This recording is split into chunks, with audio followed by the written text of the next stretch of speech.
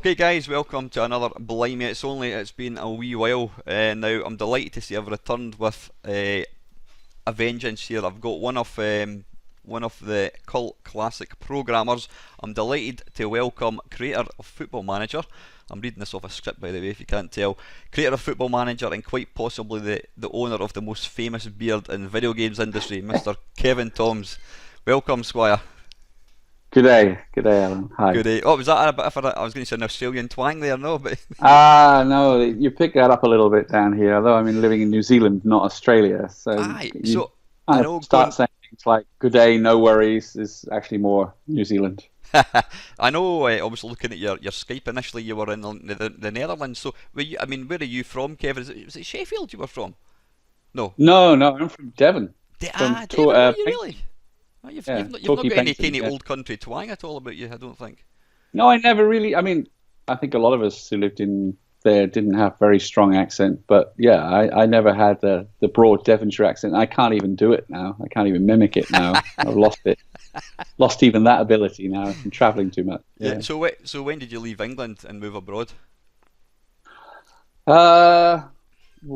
First time sometime in the 90s, I think. I've lived in 2 or 3 places. Lived in New Zealand, I've lived in the Netherlands, Spain. And you've never returned Belgium. to England since you left it, no? No, I went back after a few years in the Netherlands. Right, I went okay. back. Okay. Yeah, And but then I went. how long Travelled have you been again. out? How long have you been out in How long have you been out in New Zealand for? Well, I first came to New Zealand turn of the millennium, just before the millennium, and I was there 10 years. But I've only just come back. I'd been away for 5 years. So you saw Netherlands because that was where I partly was. I see. Yeah. 3.5 years in Netherlands. Yeah, it's the It's funny second stint in the Netherlands. It's funny you mentioned the millennium. You think millennium was like cutting edge. That was like 16 years ago. That's right. That's right. It's terrifying. Yeah. I remember I had a kind of IT type job and I was on standby for the millennium and nothing happened. It was like, is that it? Yeah. I had to remove COBOL from my CV because I'd done it for a year, and everybody was calling me to do Millennium Year 2000 fixes. £5,000 an hour, I bet you were on, eh? Well, yeah, something like that. I don't know. I wasn't interested in going back to COBOL. Yeah, superb. Anyway, listen, we'll get back in track with what people want to talk about. Football Manager. So, what was the very first time? What was your very first experience with a computer? When was that, Kevin? And when did it start? First experience of a computer. We didn't have them when I was at school, so I didn't have that.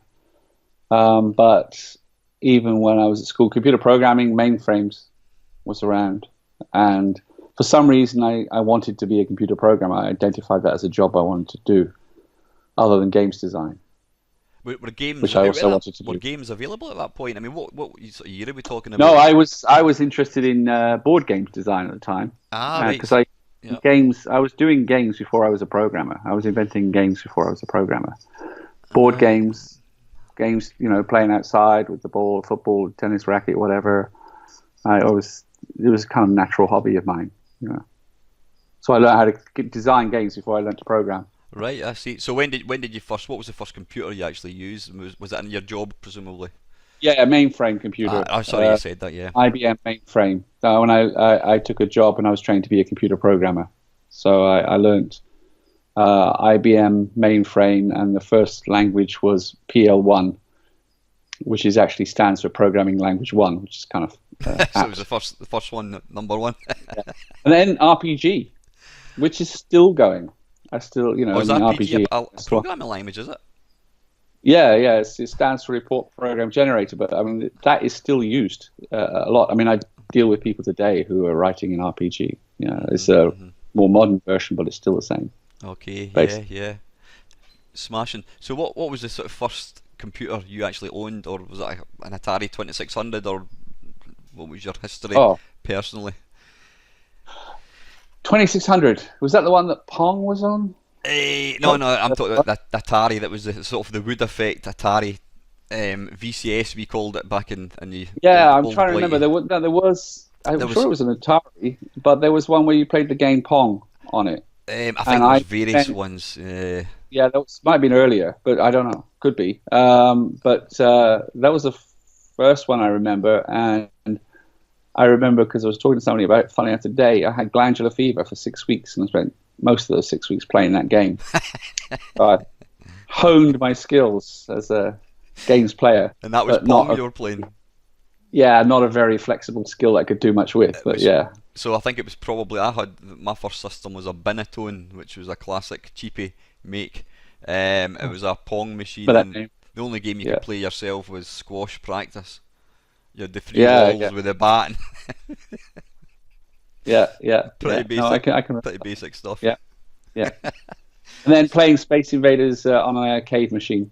That was another thing I can remember as well. Oh, that was close to the time when I first started, got hold of. The first game I wrote was on a programmable calculator, actually, and then the next thing was on the TRS-80 clone.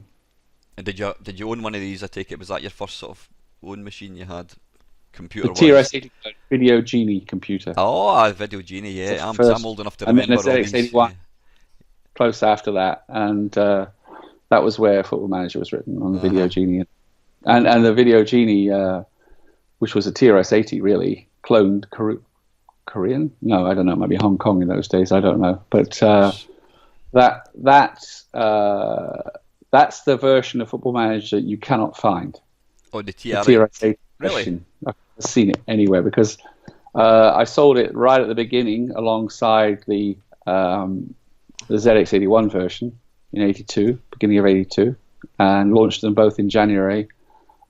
Within about 3 months, 4 months maybe, I'd sold 300 on the ZX81 and 3 on the TRS-80. And I made the decision, which is kind of bizarre in a way, but I made the decision that it wasn't worth advertising it, so I just cut it out of the adverts. Really? And, Aye. Well, obviously that didn't help sales. Just so the ZX81 after that. So there's possibly 3 copies of that up in attics somewhere in the Somewhere, UK. yeah. Probably worth a fortune now.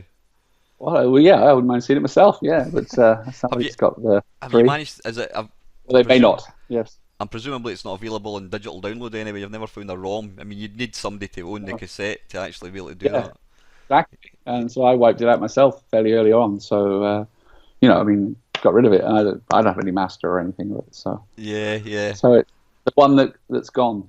Well, I've taken a note of that. I'll have a look for it. But if there's only 3 in existence, chances are I'll be amazed if anybody found one of those anywhere. Yeah. Superb. So you touched on Space Invaders. So did you have kind of much exposure to the arcades and that kind of stuff? Were you an arcade player? Were you a video games player, or were you more programming sort of side of things? Just a bit. Yeah. I mean, that was like in the pub at lunchtimes where I worked, and 3 of us were playing this thing, the Space Invaders machine, which was quite new, and I remember we spent, I think it was 2 weeks or more, maybe 3 weeks, trying to find out what happened when you finished the first level. And so over a beer and a pie, basically, each lunchtime, taking it in turns, trying to beat this thing. And I think it probably took 2 to 3 weeks, and we finally wiped out the first level of this machine. And with great excitement, we saw that all that happened was it started again a little bit faster. Slightly further down the screen. Yeah. It's funny you're saying that. We were kind of disappointed. It put us off a little bit. Yeah. The funny thing you're talking about that. I mean, I don't deem myself as a particularly good games player, but I mean, I can maybe get to like 10 screens of Space Invaders. Back as a kid, I couldn't even get one. So I think obviously this experience you get to kind of know. I think when you've got the pressure of paying 10 pence. There's, whereas nowadays you've got things like MAME, which are just infinite kind of credits, but great stuff. Brilliant. No, that might have been the pressure, the money. I can't remember, but I do remember how frustrated we were. That was all that happened. We thought something more dramatic would be happening. That was the thing. All these games, there literally was no end to it, and obviously now you're seeing people like guys completing Donkey Kong and completing. When I say complete, they crash the game. The game was never meant to go beyond 256 screens, and they crash.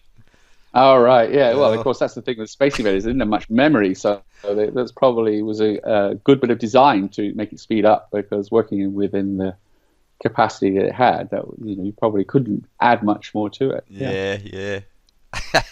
Fantastic. The early 80s was probably the rise of the bedroom coder, and it obviously went on to spawn a massive industry, which we're now got kind of thing. When did you kind of first get the idea to write a game?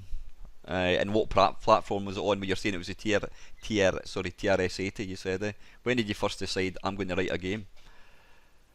I'd been right. Well, it was fairly easy transition really, because I'd written so many football management board games trying to make it work, and it had some limitations. And then I started getting hold of. I was a programmer, so I understood programming, and then I got hold of the home computers with the TRS-80, and I could quickly see, hey, I could put the game on this. And then the ZX81 came along, and that made it even more viable because it was at a reasonable price and a lot of people could buy it. And that's why, in fact, because I placed an advert to let people know it existed, if it hadn't been for the TRS-80, I'd have made so little back. In fact, I lost so much money on the adverts, I probably would have, maybe I would have given up. But the ZX81 sales made it profitable. But no, I mean, I think particularly once that I'd written the game and people were playing it and they got very hooked on playing, I couldn't get them off the machine. I realized I had something good. And then I also realized that, that there could be a market for it. And I had a kind of interest in the way things were sold.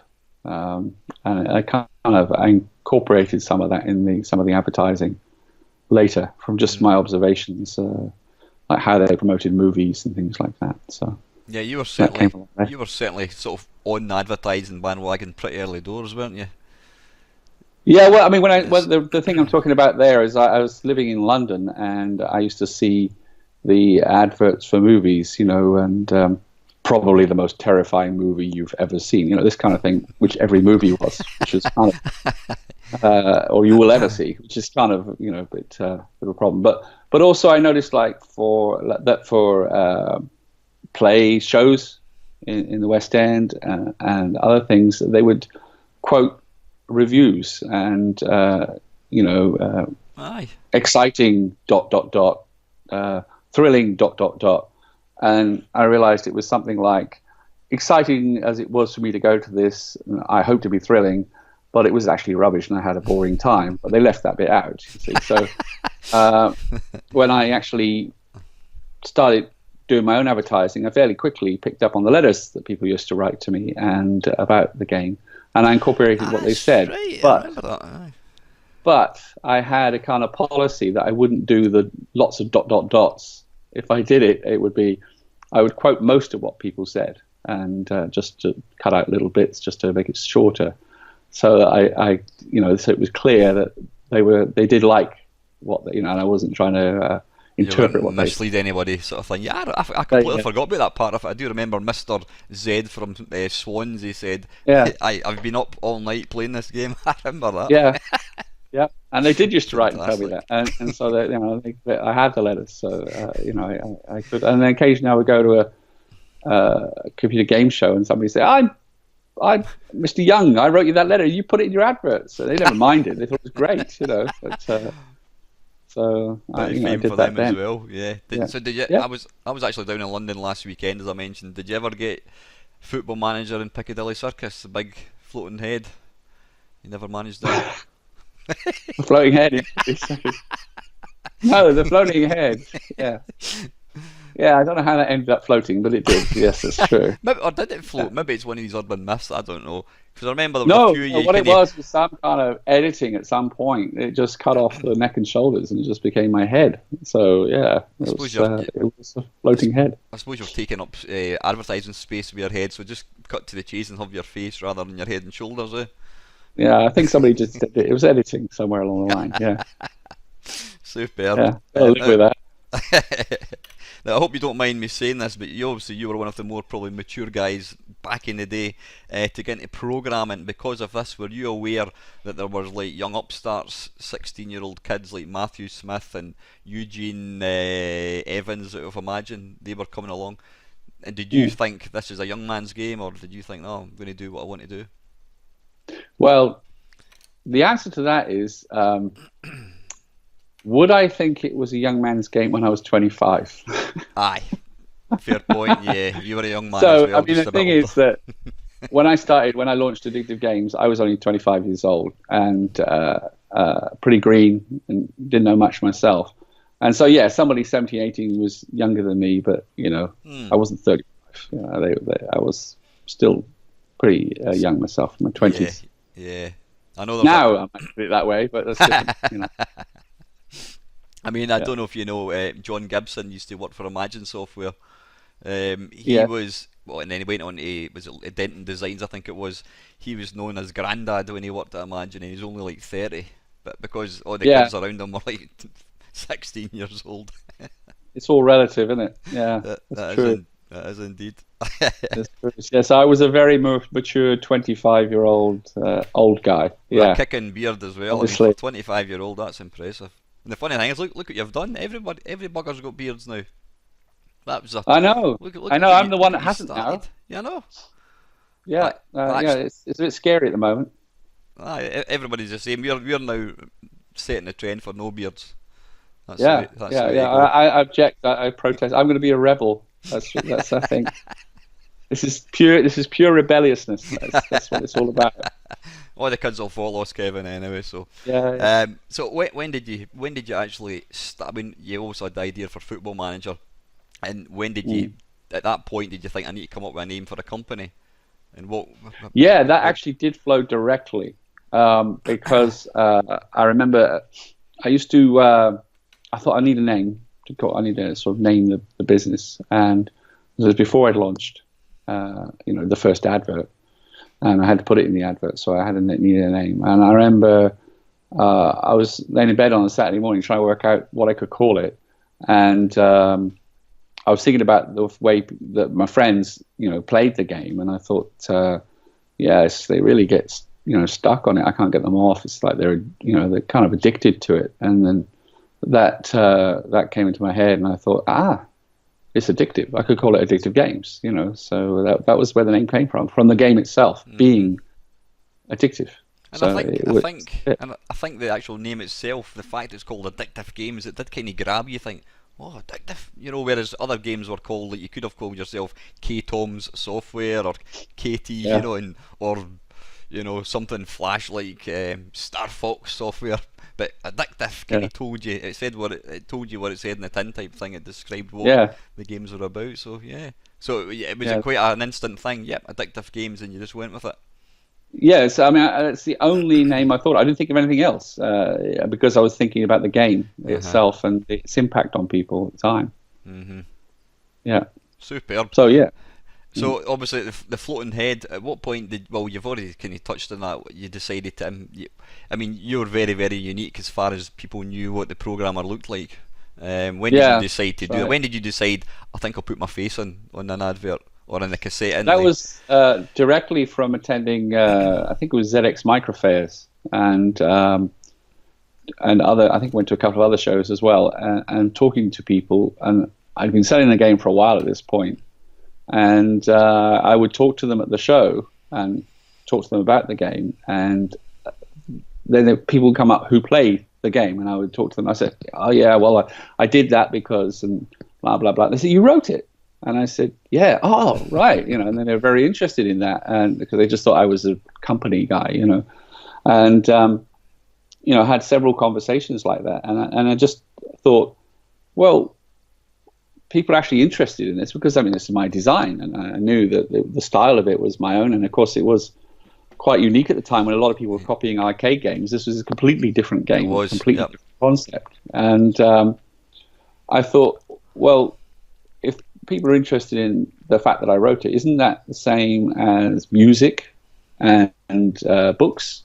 I thought you don't really buy music because of the company that's published the music. You buy it because of the artist, and it's the artist you see on the cover. And the same with a book. If you like a style, because if you read a book, you like the author's style, you want to know who the author is, so you can buy another from him, not because it's on Penguin, the first one that comes to my mind, but on some publisher's label. So I know there is a certain amount of branding, but for labels, but certainly at that time, no, they were just really businesses, and they would promote the artists. So I thought I would do that, and to some of it is also having confidence in your own product, thinking this is a good product, your own work, because of course you'd be attacked as well if you wrote that crap game. I want my £5 back. Yeah, but that didn't happen, I'm glad to say. But and I felt it was right, and I felt more that would have happened more if there wasn't a vested interest in not doing it. The difference with me was it was my own company, so there was nobody going to say, "Oh no, we don't want him to get known because he might want more money," which is what I think was always the interest against it. And I know, was it Atari? I think that was part of the reason why David Crane and co decided to set up Activision, because they weren't getting any credit for writing games. Atari didn't want them to. Yeah. Yeah, it's an art form like any other. There's no question of that. So, and it's much more recognised now. But then it wasn't. It was a new industry, and people didn't really know how it could shape. So. That was the reason behind it, and of course it worked. So it worked. And dare I say, even people that probably never played Football Manager, they know. I mean, I was talking to a few. Who was I talking? I was on a Christmas night out a couple of nights ago, and I was telling a few people, and they're not into computer games at all now. And I said, "Do you remember Football Manager?" "Oh, was that the guy with the big beard?" I said, "Aye, and I said, I'm talking to him." So there the you guy go. With the beard. 30 years later, there you go. Yeah, fantastic. The only other company I remember that hijacked your idea was it Codemasters, I think it was. They used to, was it the Darling Brothers, I think they were called? They used to have their heads, the floating heads. But they used to, I think, used to make up reviews. They would say absolutely brilliant. It was them that said it rather than Mr. Watkins from Suffolk or something, Yeah. They never paid. They never paid that you was for copyright important, using that idea at all. No. No.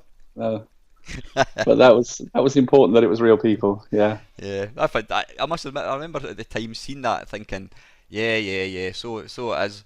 It's like one of these Reader Digest things when Mrs. Smith from Canterbury won £50,000. I thought, "Geez, it doesn't even exist." And I'm sure I remember seeing that in your adverts, thinking that doesn't exist. That's just made up. Yeah. But you've just confirmed it was true. Yeah, it was, and as I say, that was. I mean, obviously, people are going to have that doubt, and it's like the same suspicion I had when I used to see the adverts for the West End shows, and that is the reason why I included substantial chunks of what they said. But as you still can think, it can't be true. But no, they all were. They all were. I suppose when you think about it as well, Football Manager. When did it first come out? 82. 82. January 82 was the first one. So that was really before the sort of mainstream computer magazines came out. So. You didn't have Zap saying, "Oh, this is a brilliant game." So you had Mr. Smith from Cardiff saying it was a brilliant game, and so that would get people. "Oh, I'm going to buy that because people say it's good." First advert was in Computer and Video Games, as was at that time, and quarter-page advert. And when I did that, there were no retail outlets either. Yep. So the only way you could buy it is by mail order. And did you physically have to? It's hard to believe now. Did you have to physically thing with the tapes and print them off and put them in? Did you do all that yourself? Yep. So every copy I've got, believe it, well, I no longer have Football Manager of the Commodore 64. I was a C64 guy, but I do have a copy for the Amstrad, I think, upstairs in my games room. So I'll need to get you to sign it for me as well, if that's all right. Yeah, I didn't. By that stage, we had manufacturers by the time of the Amstrad, but this is the ZX81. Yeah, the early ZX81, and. Those cassettes are recognizable because they have hand-printed copyright put on them. Really, yeah. It's actually just a stamp. Right, I'm seeing it's Amstrad. It's a grey Tandy tapes, grey labels on them, and I bought 300 from Tandys to use to make them. And a Tandy cassette recorder, which was incredibly good. The cassette recorder, which I saw recently in a photo somewhere, was incredibly good because it was the one I was using, and it was making the tapes for everybody to use on all their different recorders. And I remember one guy at one of the shows said, "What if it doesn't work on my machine?" And I said, "Well, you let me know what cassette you've got, and I'll buy it and make it on that cassette." That's what I thought at the time. I never had to do that.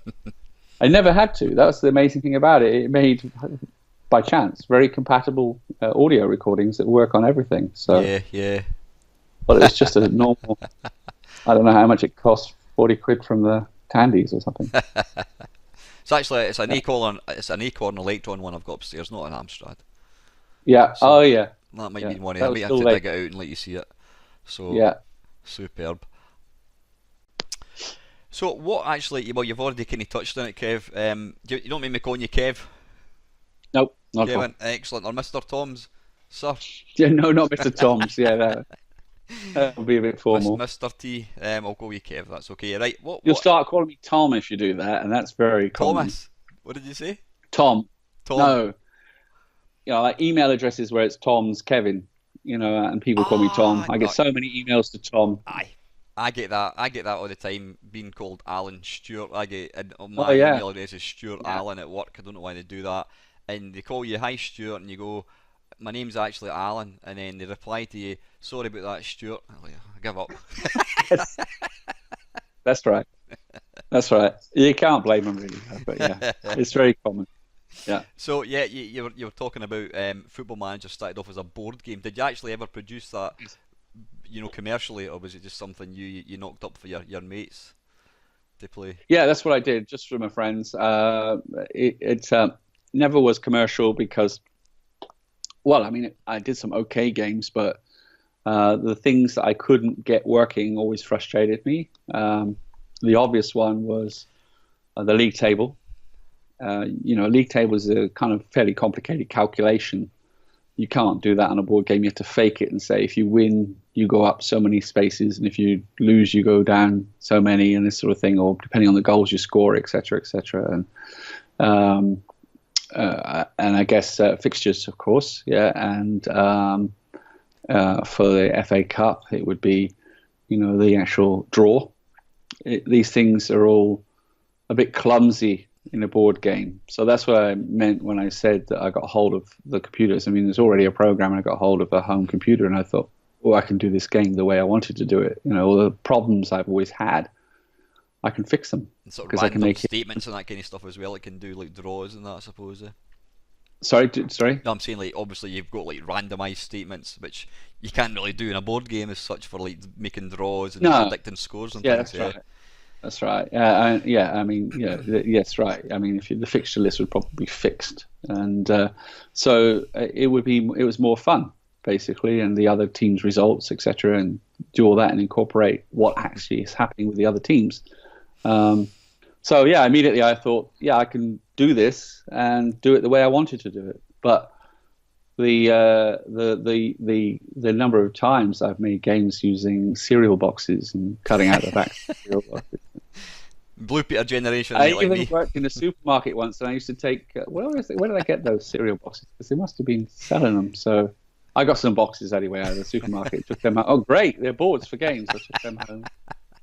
You could buy the cards in Smiths, and you could buy dice in Smiths and counters and things like that. So Have you still got the board game? the equipment?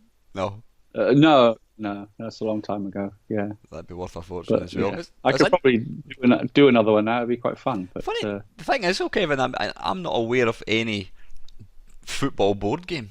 There could possibly be something in it, because I think people, I wouldn't say people are, I mean, they're not tiring with video games, but there's still a massive interest in board games. And I've got friends who play RPGs, and they'd much rather play a board game RPG than play whatever it is in your PS4 or whatever, so maybe worth rethinking about. But well, the reason I would do it would be because of the challenge and the fun of doing it. That would be because it's kind of, as a designer, it's a challenge. So games design. So presumably you're a football nut. What team do you actually support? I originally supported Torquay because I grew up there, but I also have adopted. Thanks for laughing at that. I'm laughing because I think I used to actually go. Were they in the 4th division in Football Manager? I think they because I always, when I played it, I never ever picked a good team. I always, apart from Torquay, obviously, I always picked a team in the 4th division. I never wanted to start in the 1st division. I wanted to work my way up. Well, you had to do that anyway. Aye. in Aye, of course football you would. management. Still implementing that now. You start in the fourth division in the latest, Football Star Manager. Aye. But you can, if you mean picking a lowly team rather than being Manchester Yeah, United, yeah, that yeah. makes, That's that's the it. sort of thing I like doing as well. I like seeing Torquay United playing in Europe. It's kind of fun. So anyway, I'll need to say this. But So, then, sorry, no, sorry, you what did you continue. say? Oh, yeah, but I've also adopted other teams where I've lived in other places. So Bournemouth, I lived. Addictive Games was operating from Bournemouth, and so I've always had and I used to go and watch Bournemouth play. So now I am suffering in a way, but also loving it because I'm deeply envious of the people who still live in Bournemouth, who have watched the rise of AFC Bournemouth up to the Premier League and the great way they play. And what a wonderful experience, and I'm envious that I'm not there. And so I do adopt other teams where I've lived. Yeah. Yeah, yeah. So as well. Superb. Yeah. So like, what team you got that one? You're saying the first version you wrote was when the TRS 80, was that the very first version? Then is ZX 81. Was it Yes. easy? Was it easy to port, or were they similar Yeah, processors? it was. It was basic. They were in basic. I mean, the thing I can remember, people derided basic at the time, but for a strategy game, it was way better. Why would you want to write that in machine code? Assembler is a horribly awkward language for writing a strategy game. So, all right for pushing pixels around the screen, but not for when you want the algorithms to be based on maths, basically. So it was good for that, and so it was a different basic. So it was TRS-80 basic, and then converting to Spectrum basic. So ZX basic, ZX81 basic at the time. Did they both have the same processors? Yeah, they did. Yeah. Rightly, they were both Z80s. Right. Yeah. So how long did it actually take you to knock down? Long did it take you to actually finish the very first version? The original game took over a year in my spare time. Really? Wow. Was that on your spare time? That's a parallel to what I just did as well with the Football Star Manager, which also took a year of my spare time, mostly spare time. Yeah. So even back in the day, did you have a full-time job, and this was? That was computer program. Right. But so so Addictive Games wasn't full-time initially. No. Has it ever been? No. Did it ever become full-time then, Kevin? Yeah, it did. It did. Yeah, it did. It was when I did the sales to Smiths, W.H. Smith, and there was the delightful event where I'd been selling the game by mail order initially, and then there was about half a dozen retailers started up, actual games retailers, and no, it wasn't half a dozen. There was eventually half a dozen. There was one that contacted, the very first one, and they said they want to stock the game, and they wanted. I think. Oh, well, did I just decide to that? I decided to package it up better, so I made a packaging for it, which was better. It had an extra piece to it, and it was like in a polythene bag as well as the cassette, and I can't remember whether there was some insert as well. So they liked that, and I did that. And so that was going at retail. So, and then there was eventually about half a dozen shops selling computer games, and they were ordering the game. And then I got a phone call, it must have been a phone call, a contact from Smiths, and they said they wanted me to come down to London because they wanted to stock the game and they wanted to talk about it. And I took the call, and I thought, what do I do? I'd already was doing discounts to retailers, standard sort of discount, 30% discount if I remember rightly. And I thought, what do I do if they take a bigger order? How much discount could I give? And so I asked I got a business advisor from the business service or whatever it was, business advisory service or whatever it is, some government organization, and I contacted them, and they said, yeah. And the guy came and spoke to me, and he said, well, he used to work for Mars, I remember, for confectioners. And he said, with confectionery, he said, the wholesale price is usually 50% off, I think he said. but he said in some industries it's as much as 70% off.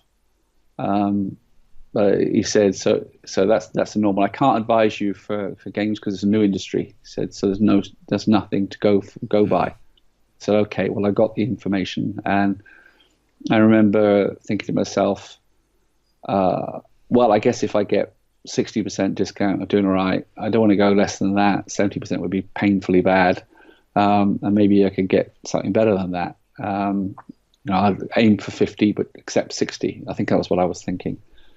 So I went down to meet the guy, and he said, yeah, I want to stock your game. He said, but I don't want this inlay you had. It was a red and black inlay, just 2-color printing, basically simple printing. He said, we want full color.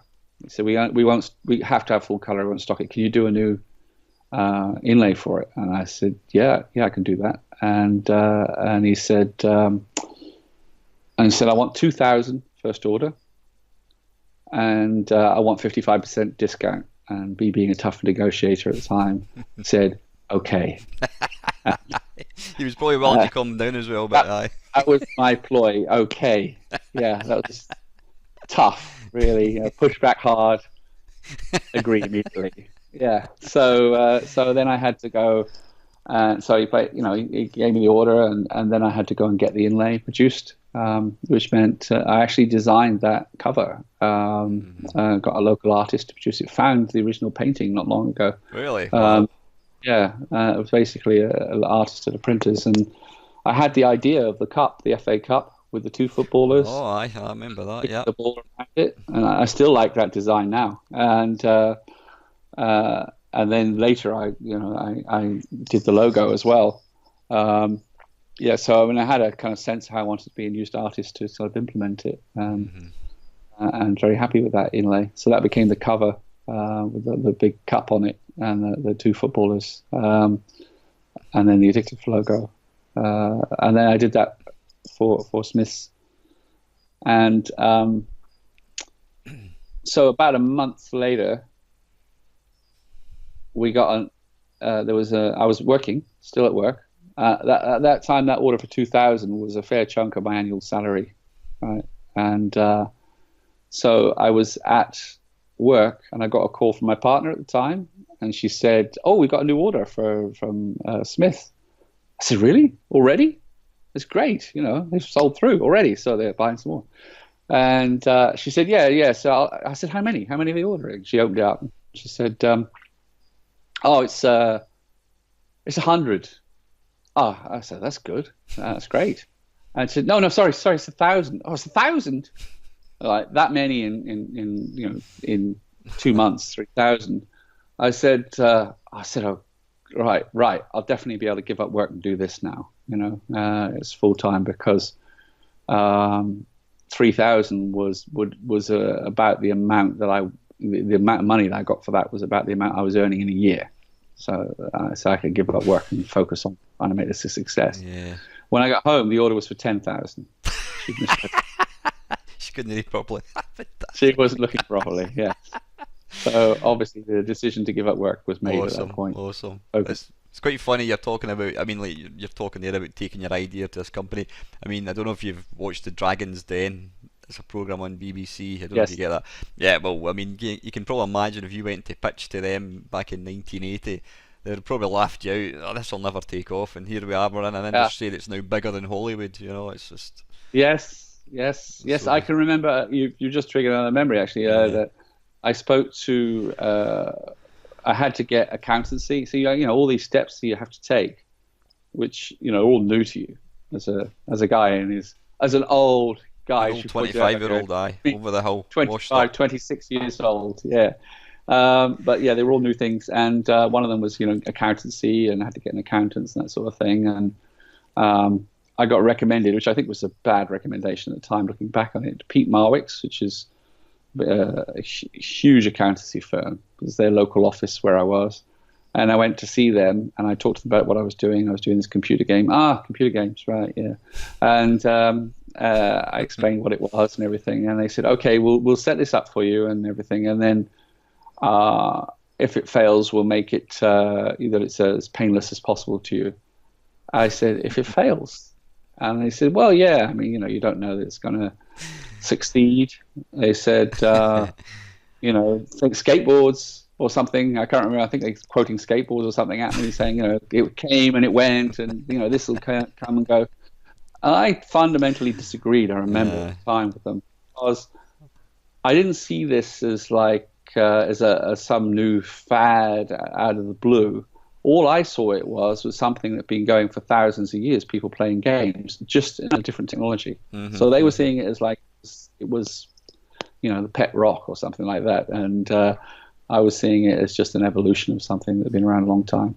Just a different medium to play it on, basically. Yeah. I didn't see that it wouldn't sustain. But, obviously, accountants thought they had to plan for my failure, which was not very cheering. Are they still going now, are they? Do you know?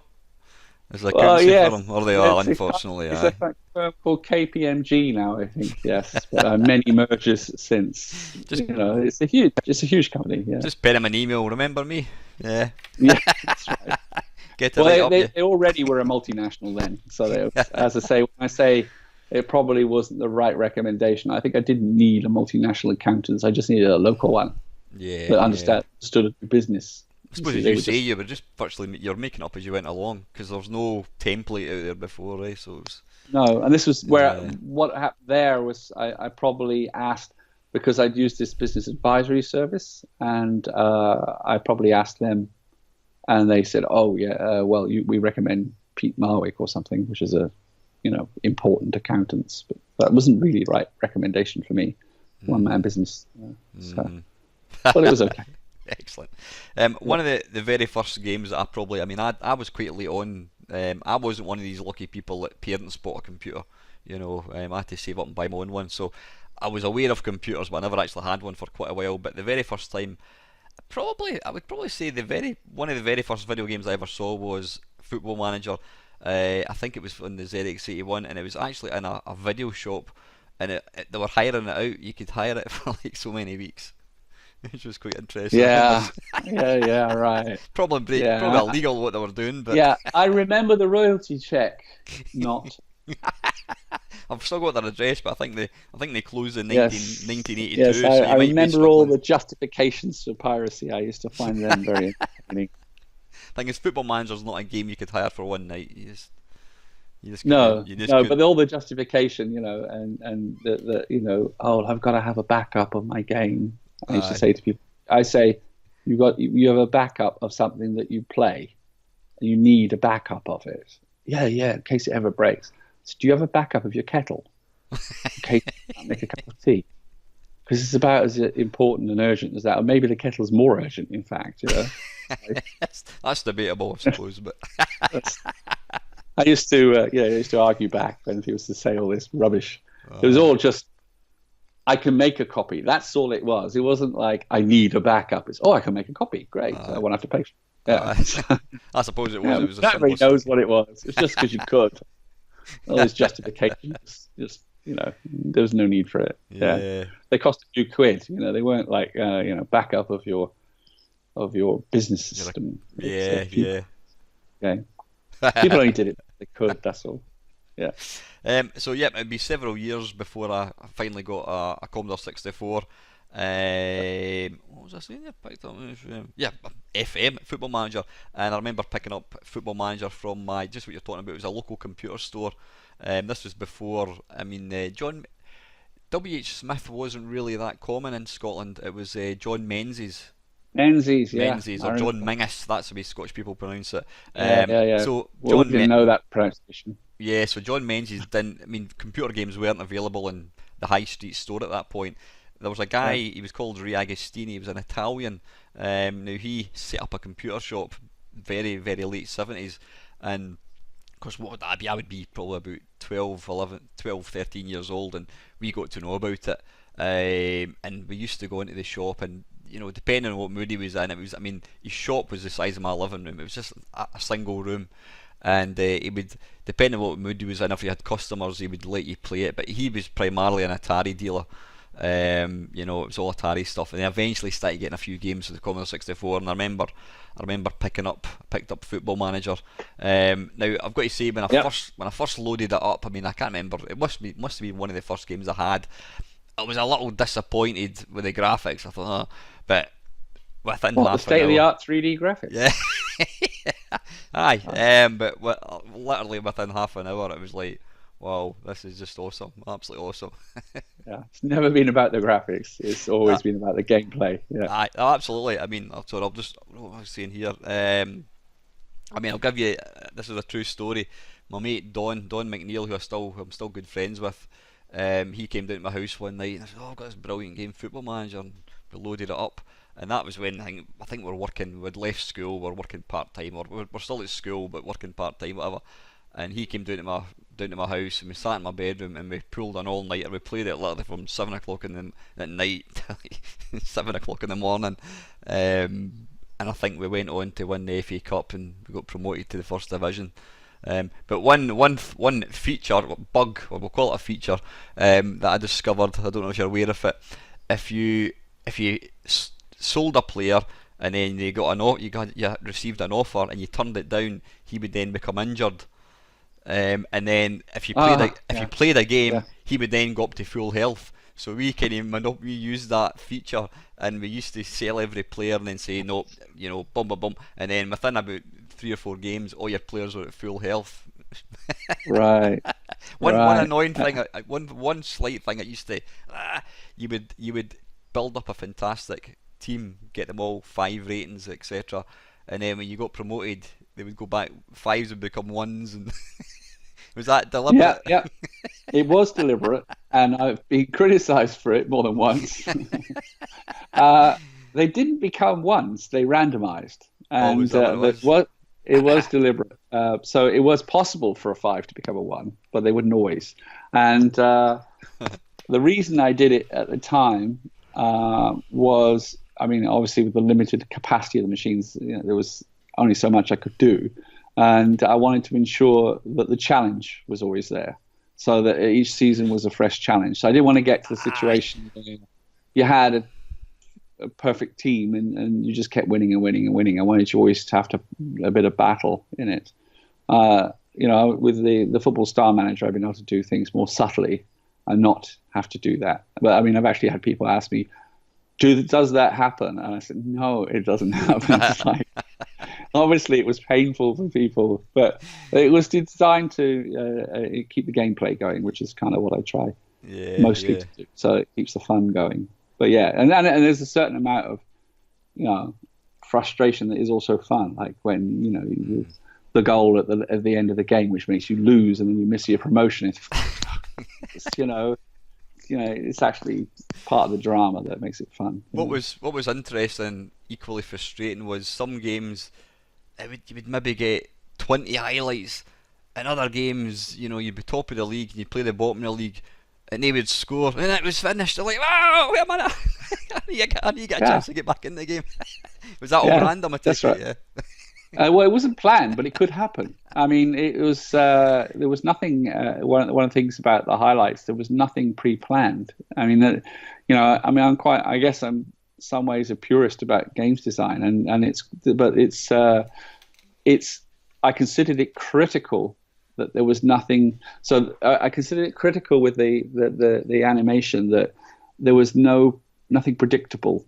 But of course, it wasn't random. So it's Hmm.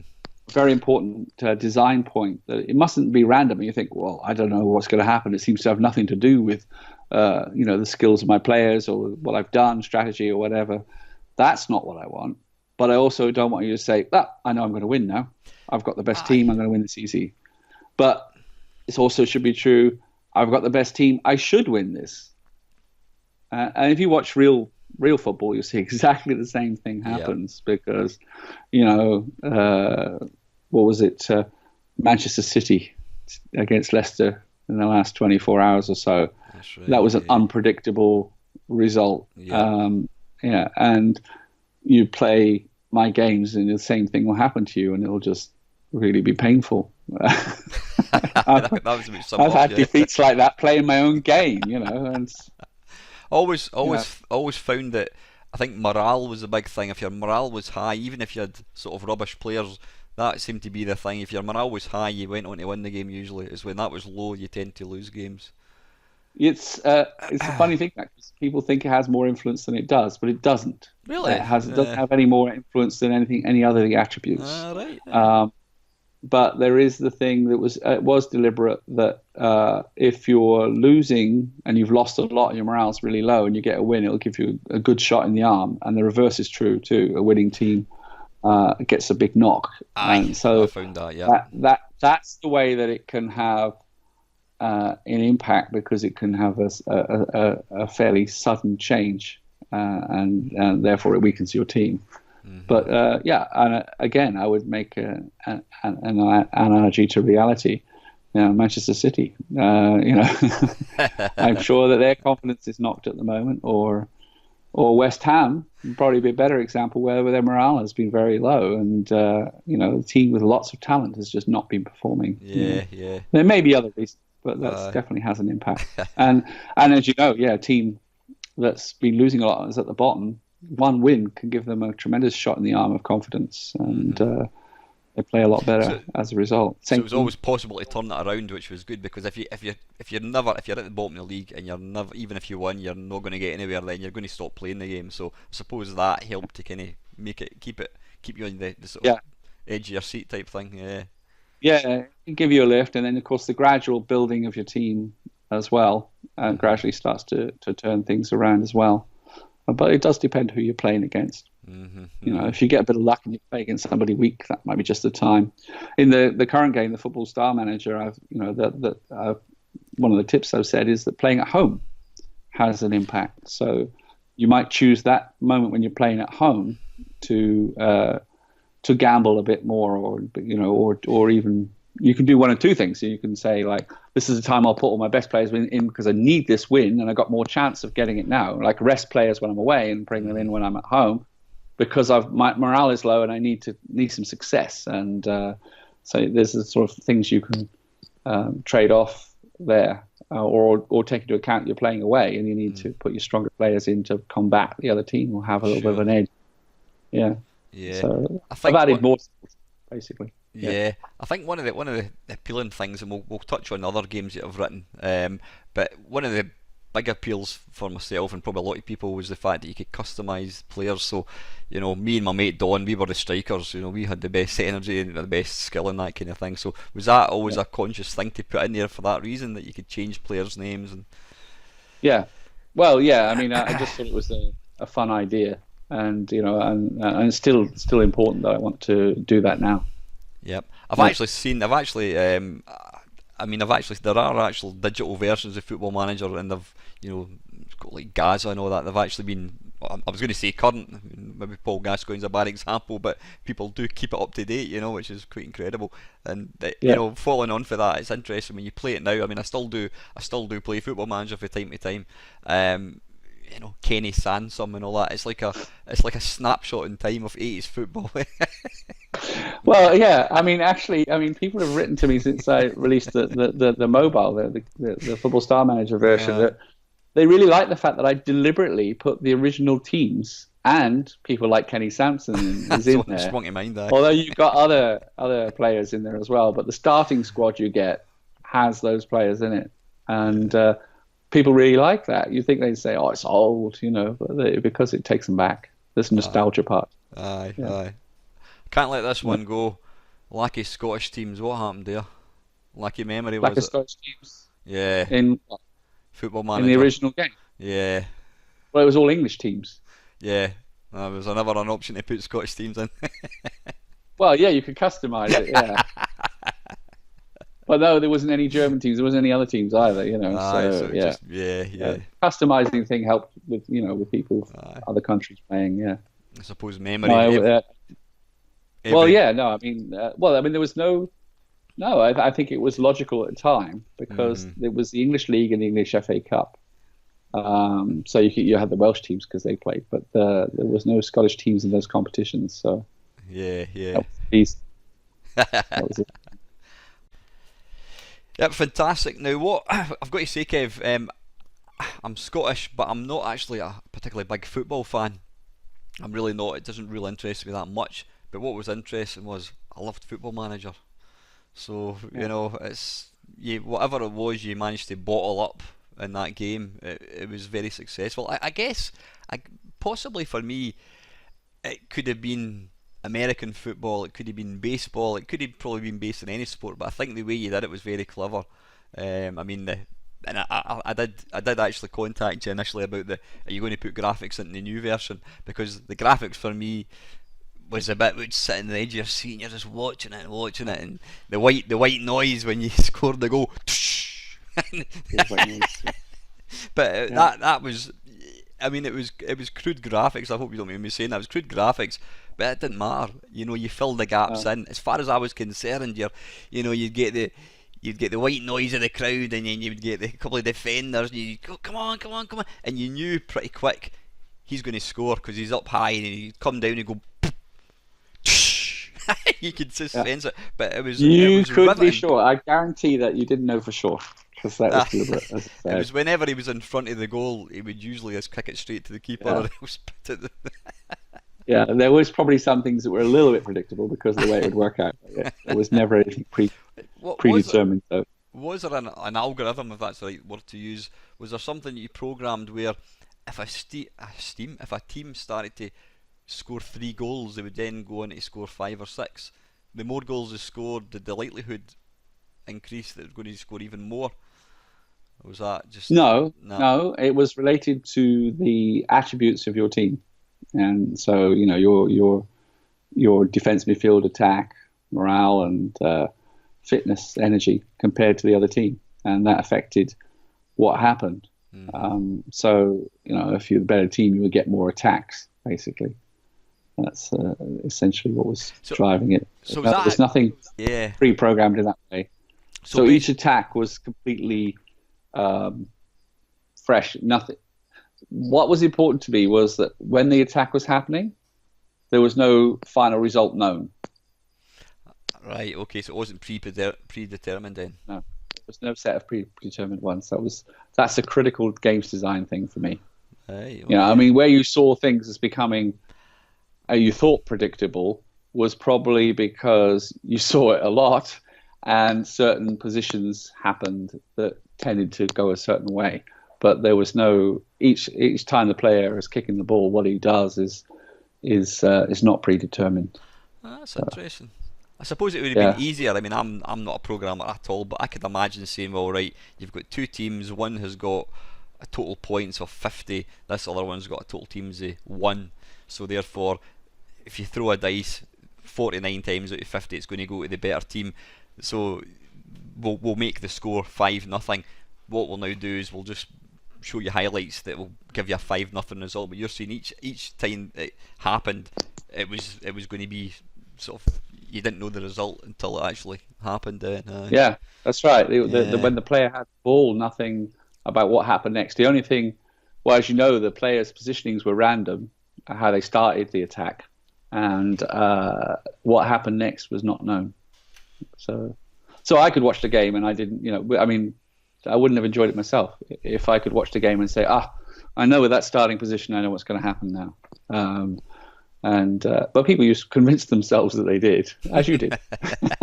There you go. Are you good at the game? When did you last actually play it? The old computer ones. Not that long ago. I think a few months ago was the last time I tried playing. I still enjoyed it, actually. Yeah. And are you any better at it than anyone else? No, and No. it's the same with the current game. I make it that way deliberately. Because I actually like playing it myself, which is kind of bizarre. But yep. yeah, but yeah, no, I obviously know the algorithms, but I don't design the game where knowledge of the algorithms gives you an advantage. So I don't quite know what I'm doing there, but I'm doing something. And there's no cheats as well. I hate the idea of having cheats. The fact that you found one, found a way. Were you not aware of that, though? No, that one was Really? a new one on me. Try it. Well, it's in the Commodore 64. You put a player up for sale.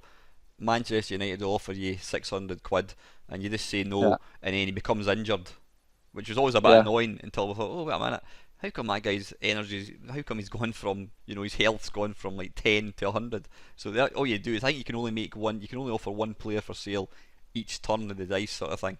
But if you did it for all your players after like 11 games, they were all the way up to 100%. Yeah, but it health. wasn't. I mean, I'd have to look, but Yeah. but also if you rested the players, they would recover as well. So what you're saying is it's possibly true that the algorithm for injuries gave you faster recovery than resting the players.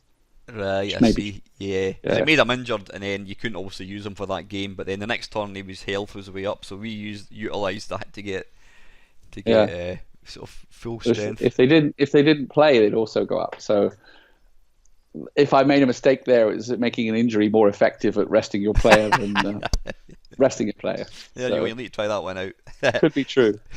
Could be true because I probably thought that, oh well, maybe I did because he's injured, so you can't play him, so that's a disadvantage. So I gave it more of a boost when it might have been, Mm-hmm. when he recovers from injury, he's back to fitness kind of thing. But when he recovers is the question mark. Yeah. So how many? I mean, I know there was obviously other versions, Football Manager 2, World Cup Edition, etc. Yeah. How many of the original Football Managers were written, and did you actually write them all yourself? Yeah, all the original ones. Yeah. So what ones were there? Up to the World Cup, Football Manager 2, and the World Cup edition. I thought it was the three. Yep. And nothing to do with the three at all. Nothing at all. So you wrote the original one, and you wrote Football Manager 2, and the World Cup edition as well. Yeah. Right, but you didn't have. Oh, was there a Football Manager 3? Was there? Yeah. I had nothing to do with that. And had you had sort of the rights been passed to someone else at that point? Yeah, I was nothing to do with it at all in any way at all. So I didn't even know it was being. I didn't even know it was being written. So I can't even see I've seen that one. Is it any good? Rubbish. Apparently not. Nah, rubbish. It's not got the proper touch. So yeah, I would say so. So how many how many platforms did the original appear on? The original, I think I counted once 12 or 14 or something like that. Yeah, the different platforms, and including the one that never made it as well, which I always remember, which is the Auric. Really, that never. The Auric. Yeah, there was an attempt to convert it to Auric 1 and Auric. There was an Auric 1 and Auric Atmos. Yep. And we never got a consistent machine. So you get an Auric 1, for example, you put it on there, it would work. You get another Auric 1 and it wouldn't. Same cassette, the same code. So it was the basic the manufacturing was so the quality control was so poor or so variable that one machine would be different to the other. So having not been able to get a consistent result, it never got launched. The code was written, the program was created, but it was never launched. So was that down to the operating system being bugged, basically? No, it was down to hardware manufacturing inconsistency. Poor quality control where it varies from one machine to another. So but I mean, there was a bandwagon of people producing new computers once they started to become successful, and there was a bandwagon constantly trying to bring out new ones. And of course, there was only a few that were successful; others were just complete failures. And you can probably name a few yourself. But yep. I can remember a few. Yeah. Before I had my Commodore 64, I mean, I'd say to my mum and dad, "Can I get a computer?" Not, that was there was no arguments. But then there was a magazine called the Home Computer Course, came out in 1983. I think it's one of these things. The first one's 75 pence, and the next one's £2. Oh yeah. And I bought one of these. It was the very first one, and it must have had about 40 computers. You see the Atari, the Apricot, the Dragon, the Lynx. The Lynx, yeah. Spectrum, ZX81, Atari. Did it ever come out for the Atari? Football Manager. The ST. Not in the 8-bit. It never came out in the 8-bit. Don't think so. No. That's interesting because it was an early game and Atari was still out at that point. What was the reason for that, Kevin? I don't remember that. Sorry. You remember if was that a cassette machine or was that a cartridge machine? It was a cassette. It's got a horrendous. It was even worse than the Commodore 64 for loading. In America, I mean, you did get a disk drive for it, but in the UK, I mean, Atari was never that popular in the UK because most of the games were written sort of for kind of disc based. So the Yeah. Atari never No, got I a don't version remember. of that. Don't remember that one. No. XL, was it an XL? Atari XL? Is There that was what it's called? there was the 800, which was like the big tank, huge big beast. Yeah. Then there was the Atari 400, which was the lesser. It had the horrible membrane keyboard. Don't And remember then that. I That don't remember that. can't That's remember. interesting. And then No, later on, I vaguely remember the computer, but I yeah, don't remember it wasn't whether really a it big was. seller in the UK. It wasn't Maybe that. maybe it didn't have much of a market. I mean, it didn't No. do the links or anything like that. So Mhm. there were ones that didn't touch and ones did. Dragon, for example, And there was one. Yeah. yeah, and the Colour Genie's got his own version as Electron, well. Eh? Sorry, The Colour Genie's got his own version. the genies, video genie, Video Genie, sorry. Yeah, video yeah. genie, TRS-80, ZX81, Spectrum. I should say Commodore 64, Amstrad CPC, VIC-20, C16. There's the one for the VIC 20, was there? Yeah, and that had only 22 columns. Oh, right, okay. Yeah, fitting it all onto 22 character screen. And what? 20 character wide screen was Yeah. difficult. What was interesting, I didn't realise that, is you're saying that the original ones didn't have graphics. No, and a lot of the versions didn't have graphics, but people who had the graphics ones obviously remember it very well. Yep. And I'm going to add it to the game. I'm looking forward to doing that, actually. The Yep, Football Star Man. so am I, yeah. But yeah, so there's many people perfectly happy without the graphics. And that's why when I rewrote the original this last year, I deliberately did the text version first.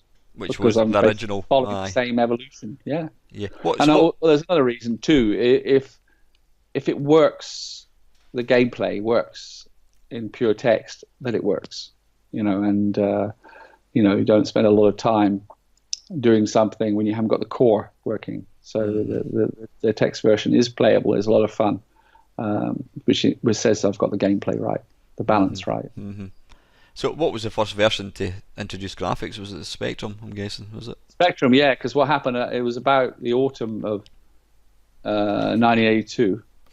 So January 82, the ZX81 version was launched. And if I remember rightly, it was about autumn of 82 that Sinclair launched the Spectrum, and I got one of the early ones. And I spent about 6 weeks, I think it was, doing the conversion.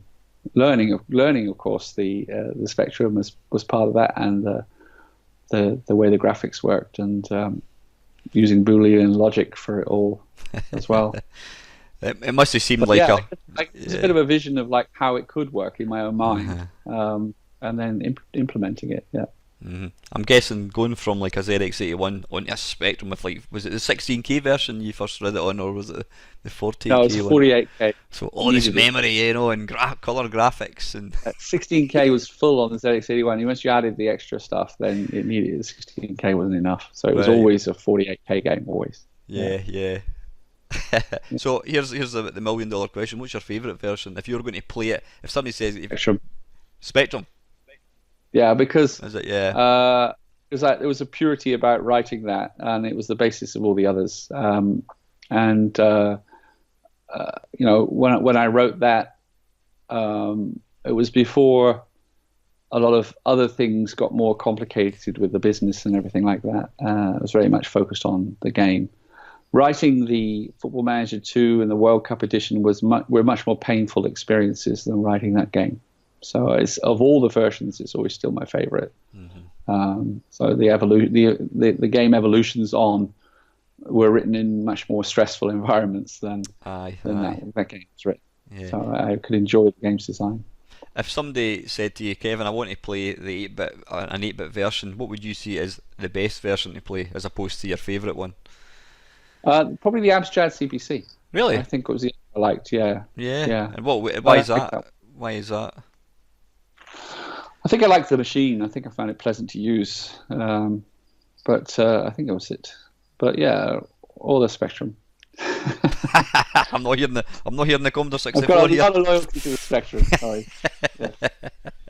Yeah. Brilliant. So was it to write? So were they all the 8 bits? Were they written in 100% basic, or was there any machine code? for any of them? Like, well, can we talk about the Commodore 64 one, because that's the one I'm familiar with. I do remember pressing run stop Yeah, and I'm listing the I program. think it was 100% basic. Yeah. Really? Yeah. The thing is, as you say, it wasn't something that. I mean, if you played, I played some really dire games in the early days, and you get that is atrocious. I'll not name any names. Interceptor Software, Crazy Kong, but you know, it was one of these games that you just enjoyed, and it's, you know, when if somebody says it was written in BASIC, well, I'm not going to play that, it'll be crap. But it wasn't. It was fantastic. Yes, I mean, there was a slight delay in well, between I mean, things, but it's a funny thing, isn't it? Because there was a kind of like a as if there's something wrong with a program written in BASIC. Maybe because not very good stuff was written in BASIC. I don't know, but yes, that was true. I mean, people had that attitude that if it was written in BASIC, it wouldn't be any good. Yep. But would you do that now? I mean, would you say, "Oh shit, that was written in C++, it can't be any good"? You know, it's an odd thing of that era. Yeah. Probably akin to the kind of, I've got an Apple, it's way better than a Windows machine now, and you know, I think it is for depending on what you're doing with it. You know, I mean, it's yeah. I think the thing is, I mean, I'm a non-programmer. I was in it to play games in the early days. You know, I mean, they could have probably if we'd never seen machine code and they just wrote games in BASIC for 5 years, we'd all been quite happy. But what happened was, very early on, people started putting 100% machine code, which meant not a thing to me. All I knew is, oh, it must be better. It's in machine code. BASIC's rubbish. Machine code's the way forward. So, you know, very quickly people were thinking, well, BASIC's rubbish. Well, I think it's probably to do with the fact that a lot of the games were based on arcade games, and you know, you need a certain sort of movement on the screen and smoothness and speed and things like that, which BASIC would have limited you. This is what I mean, but it doesn't limit a strategy game, which is mostly about decision making and number crunching, not about moving things across the screen and how much they glide across or are fast enough. So it's not a limitation. No. And you know, it might have had some limitation on the 3D graphics, but not enough to put people off. Yeah. I think the interesting thing is probably part of because it took a slight few seconds to process the league. You were sort of sitting there waiting for it to come up, and then it'd go brrrr, and it would kind of draw it. That's right. Yeah. God, yeah. Forgot that part. Yeah. It did the first time. It did the first one because it was a bubble sort. Right. Yeah. And that seemed adequate at the time. I just didn't think it was a problem. So the first one took a few seconds, and then it got faster for the subsequent sorts. The very first one was slow. So it would be noticeably slow, but I guess I probably just thought it was only the first one out of 15. So, you know, the other 14 will be fine. Yeah. And it was also probably one of the first games to introduce saving, being able to save a game as well. Yeah, that was important. Yeah, because it's a long term. That's part of what makes the game fun, because you save and continue, and you build up a history, and you remember, you know, the battle you had to get out of Division 3 or whatever, and it's all part of your game. So that's still critical now. Yeah. I can still remember, you know, when I used to play it, you'd be sitting at school or whatever, and you'd be thinking, you know, Torquay, that was a brilliant game. Torquay beat Man United 2-0 in the FA Cup, and you think, but man, this is a computer game I'm thinking about here, and you actually start to think, compare it to real life. You're thinking about things, and you think, that happened, and you realise it was in a game, but you got so involved in the game. It is. I mean, it is when you're playing it. I mean, the drama is there, the stress is there, and that you do feel you're playing that team. I think so. I think it's in the same way. To me, I make an analogy to reading a book. I mean, you're reading words, but it's not what you feel and see when you're reading a book. You don't say, "I've just read a lot of words." You read a story which you got into, and I think that a game like Football Manager is the same. It creates a story, and you're part of it. So that's what I make it. Whereas other games, this is why it's still fun now, and why I can write the same sort of game now, and it's still fun, even though the technology is so different, because it's not a movie. you're not looking for the visuals, you're not looking for the amazing special effects. Graphics, yeah. You're looking for a simple story that you become part of. So it's more akin to a book or maybe a low budget movie where it's all about the story, The not the content, special yeah. effects. Yeah. As you say, I mean, Football Manager is basically, as far as games go, it's stripped right back to basic. I mean, obviously the font you use was a built-in Commodore font, but it was just a basic, it was a simple structure, but it was the whole I don't know, the experience and the atmosphere of the game that dragged you in. You didn't need. Yeah. You didn't need. When I think of Football Manager, I still can see the players running and scoring goals. I don't think of them as being the wee kind of blocky graphics that they were, and well, they're not. No. the crowd was just coloured dots, if I remember rightly. Yeah. Fantastic. Right, to move on from Football Manager, Kevin. Obviously, one of the other games I really enjoyed, and I did buy on the basis of Football Manager, was Software Star. I always found that savagely difficult. I could never really get to grips with it at all. But I always remember. I mean, and again, I'm quite a visual person. I mean, I like the graphics. I'll be honest. I've bought your game for my Samsung, but I've not really started playing it. I want to wait for the graphics to come in, because I'm not a lot of people are playing it a lot, so it's going down well. I will need to start playing it actually. But you try it and then you tell me. Yeah, I absolutely will do. But the interesting thing with the sort of the highlights part of Software Star was, you released a game and it was usually something really cheeky, some schoolboy prank type thing, the game, and then it would go shh, and you would see the title moving up the screen. And move up the charts. That was come on, and I'm sure it made some really shrill noise. Yeah, and you're like, come some on, silly keep going, noise. keep going. And then it would suddenly stop. Yeah. So what was that kind of? I mean, again, was that sort of based on similar algorithms and that kind of thing from Football Manager, or was it completely different?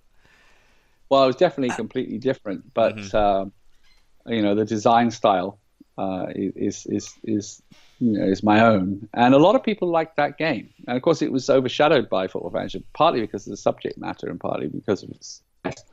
But many times people have said to me they really liked Software Star, and I've been asked to write it again. Yeah. Just like I've written recreated the Football Manager as Football Star Manager, but they've asked me to do Software Star, and I want to as well. I mean, I want to get myself to a point where I can do that. I've got plenty on my plate at the moment, but I want to have another go at that, at writing a business game as well. It'll be fun, and it kind of be good to do the rewrite. But again, it was a simple, as you say, but it drew you in, and watching the chart evolve worked. So it was fun. I played it a few years ago with my son, and was surprised at how much fun it was, actually, because I hadn't seen it for, I don't know. Have you got any tips? Because I've never been able to really get very far. Any tips? Honesty is better than hype. No, it's not. Okay. No, it's not, actually. It's that was a fine game balance. If you remember, you had a choice of promotion to use hype or honesty. Right? Hype being exaggeration, basically, and a little bit dishonest. If you used honesty, it would be a steady kind of progression, fairly predictable.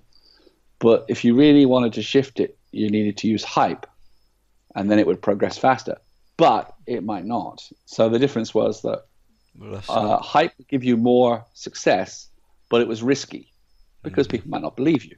I mean, it's like real life. You might not get away with the bullshit, basically. They can see through it. And there are many instances of that, I'm sure you can name. Yeah. And so that was it. It was a game balance. So actually, there's neither one is better than the other. Hype gets you less but more reliably, and honesty gets you. Honesty gets you less but more reliably.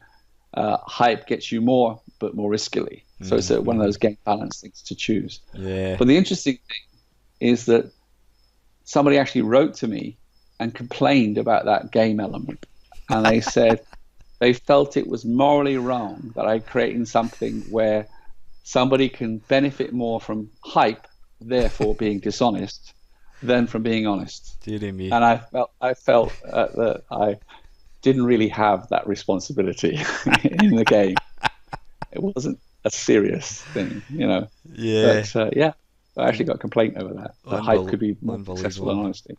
Yeah, and it's fine to play. It's fine to play Call of Duty and shoot But yeah, people, it's also a people through the trade-off head. between developing the game and releasing it early and things like that. So there was, you know, those kind of trade-offs in it. So, but I'll need to go back to that one. But I've got to say that to move on from Addictive Games, the best game that you never wrote, I don't know if you're aware of it, was a game called Formula One. It was written by a company called CRL, and it was basically, and the reason I had a Commodore 64, my mate had a Spectrum, and we decided one night, why don't we swap computers for the night? So I got a Spectrum, he got my Commodore 64, and I was loading up Attic Attack and all the usual stuff, whatever, come out. And I loaded up this one called Formula One, and it was basically Football Manager, but with F1 cars. Have you ever seen it? Oh, yeah. Have you seen it Vaguely yet? remember it. And it's exactly the same. It was, you know, you just picked who you wanted. If you wanted to get Nicky Lauda, he was like, wasn't he 2 million, whatever it was, and you picked you to build your team, and it was all very, very simple. But again, you had the highlights, and it was just, you had the finishing post, and you had the cars, and you knew that your car was the yellow one, and then it would, and again, it was just the addictiveness. So that was the game that you never wrote, but you know, I'm guessing it was probably inspired with Football Manager. The interesting thing was, I actually made a YouTube video about it, and believe it or not, the guy, it was written by 2 guys. The guy contacted me, and he's in his 70s now, and he says, "Oh, thanks very much for your kind comments." I'm like, "Wow, that's just incredible." The same as I'm talking to you about Football Manager, and he said that the other guy that had worked on it had passed away, you know. But it's wow, you know, but yeah, I mean, if you like Football Manager and Software Star, you'll like that, you know. But really good game, worth checking out. We've already mentioned, I mean, Software Star again. You allowed the sort of the personal. You could adapt it. You could put in your own rude names for games and that kind of stuff. And you know, that was to me, that was a really important thing. It really made it. You know, it just. Did you pick up on all the names of all the games companies that were in it already? I probably did. Aye. What was it? Peru Soft, the Llama Soft, I think, and I was all sorts of twisted versions of their real names. I put it online the other day actually, and I asked people to guess what they all were, and they did get them all, and they got one that I couldn't remember as well. All these different games companies where I distorted their name. They were real companies at the time, you know. So that's the thing. Back then, there was so many different companies. Now you've got EA Sports and Bethesda Software, and that's about your whack. You know what I mean? It's like, you know, it's just a brand now. Whereas back then it was personalities, and you know, yourself with Jeff Minter with Lamasoft, and you know, you could identify individual programmers. Yeah. You know, and that was. And as you say, if you like the Jeff's still game, going as well. I met him recently in Manchester. I did actually see a picture that Jeff had posted on I think it was Facebook. I was gutted. I mean, I usually try and get down to these things, but living in Scotland, it gets quite pricey. So you can imagine that was quite a rare event for me to get to that. Well, I must admit that I'm not just saying that. I was gutted when I saw, bloody hell, Kevin Toms is going to be doing that. Did you do a talk, Kevin? Yeah. I did, yeah. You did. Well, I'm doing my own personal one, so I've got it back. Yeah, it's true. But so were you across on holiday? I'm guessing you didn't go across there just for that. No, I had. It was a very much a multiple trip. I had several things I was doing, and that opportunity came up when I was piecing several things together. I went back to the Netherlands, down to Devon to see my family, and I also did some stuff in the US, which I had to do as well. Yeah. So how do you? I mean, obviously, in fact, I'm going to come to that, but after sort of like you kind of went into obscurity for a long time, and then you've kind of come back again.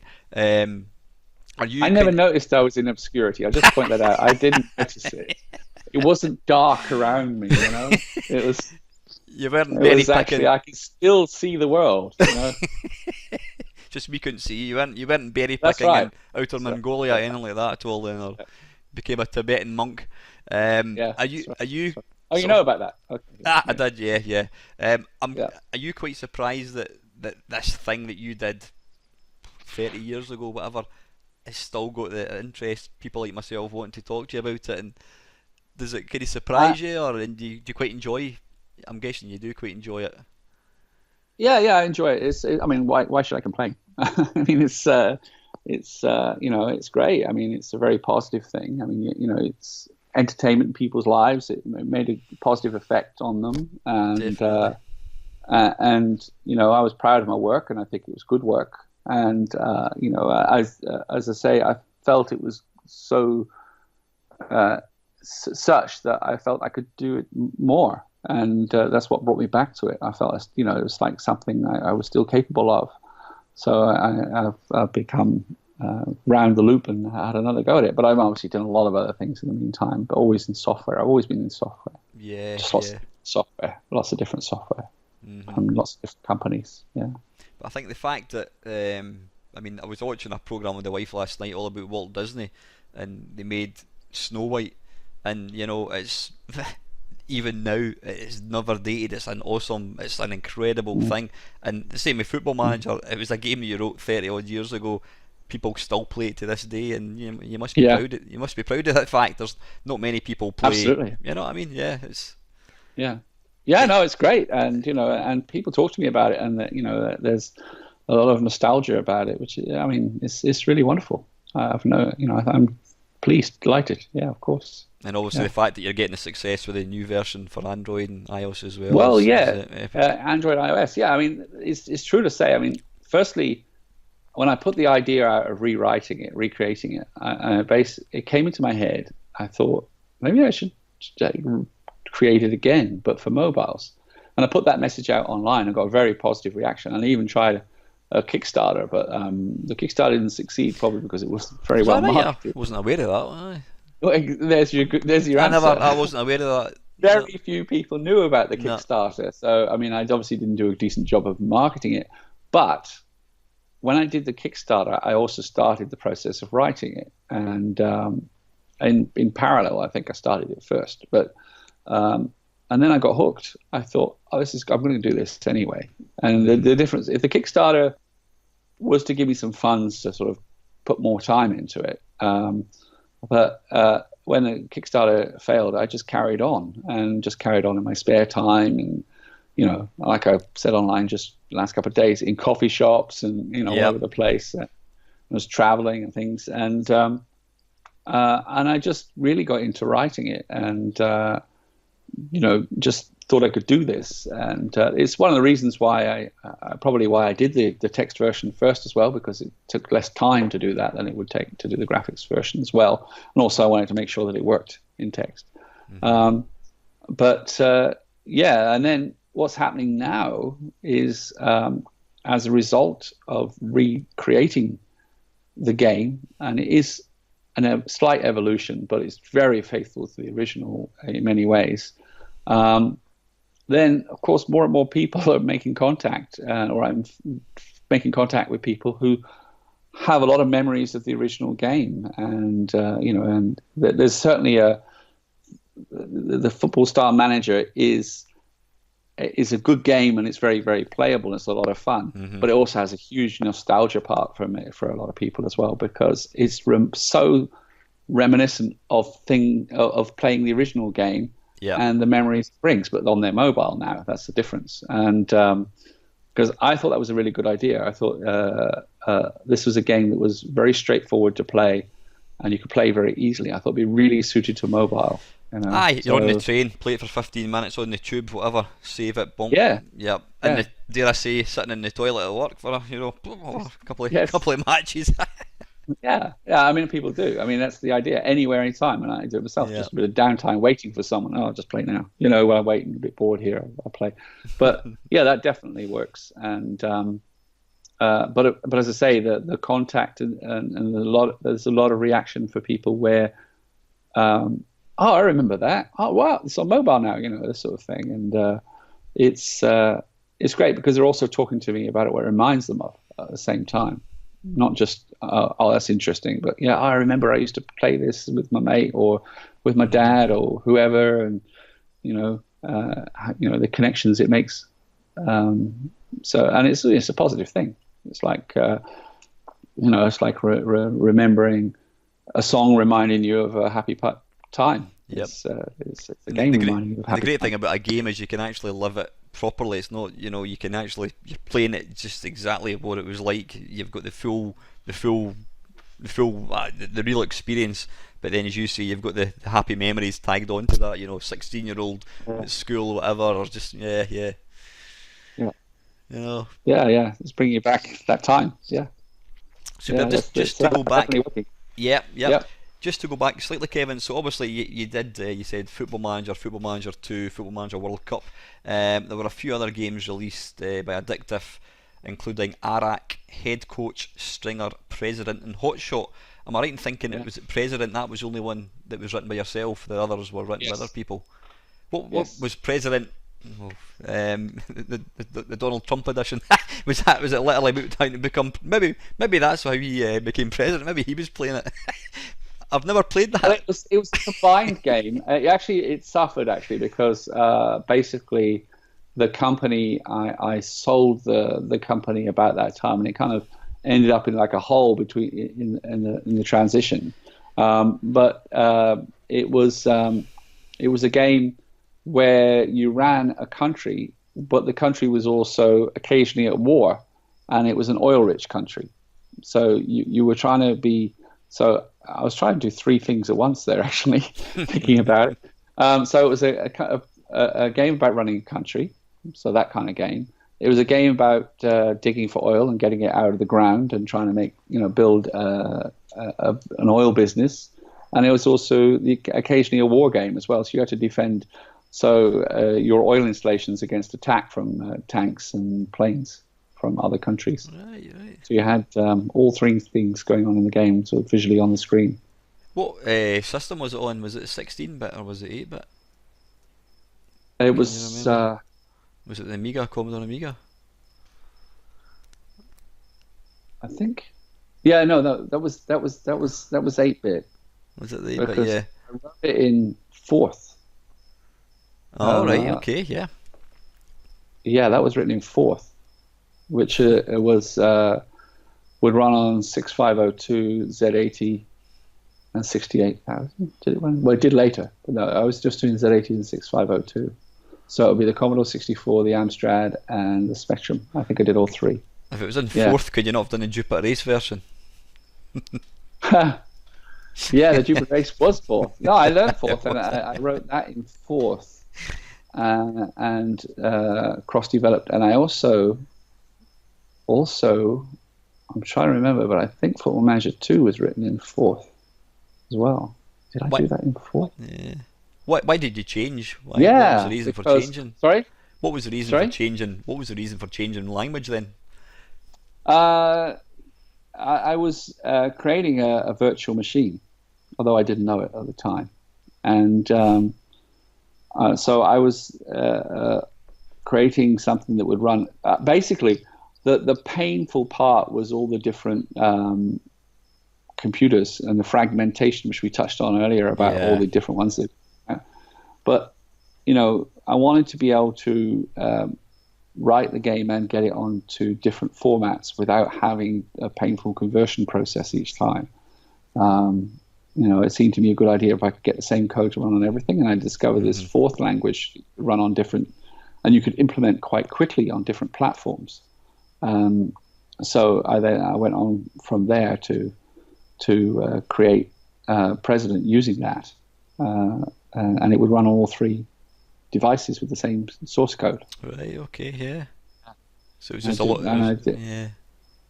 and I did that with Football Manager 2 as well. Pretty much I remember, but there I was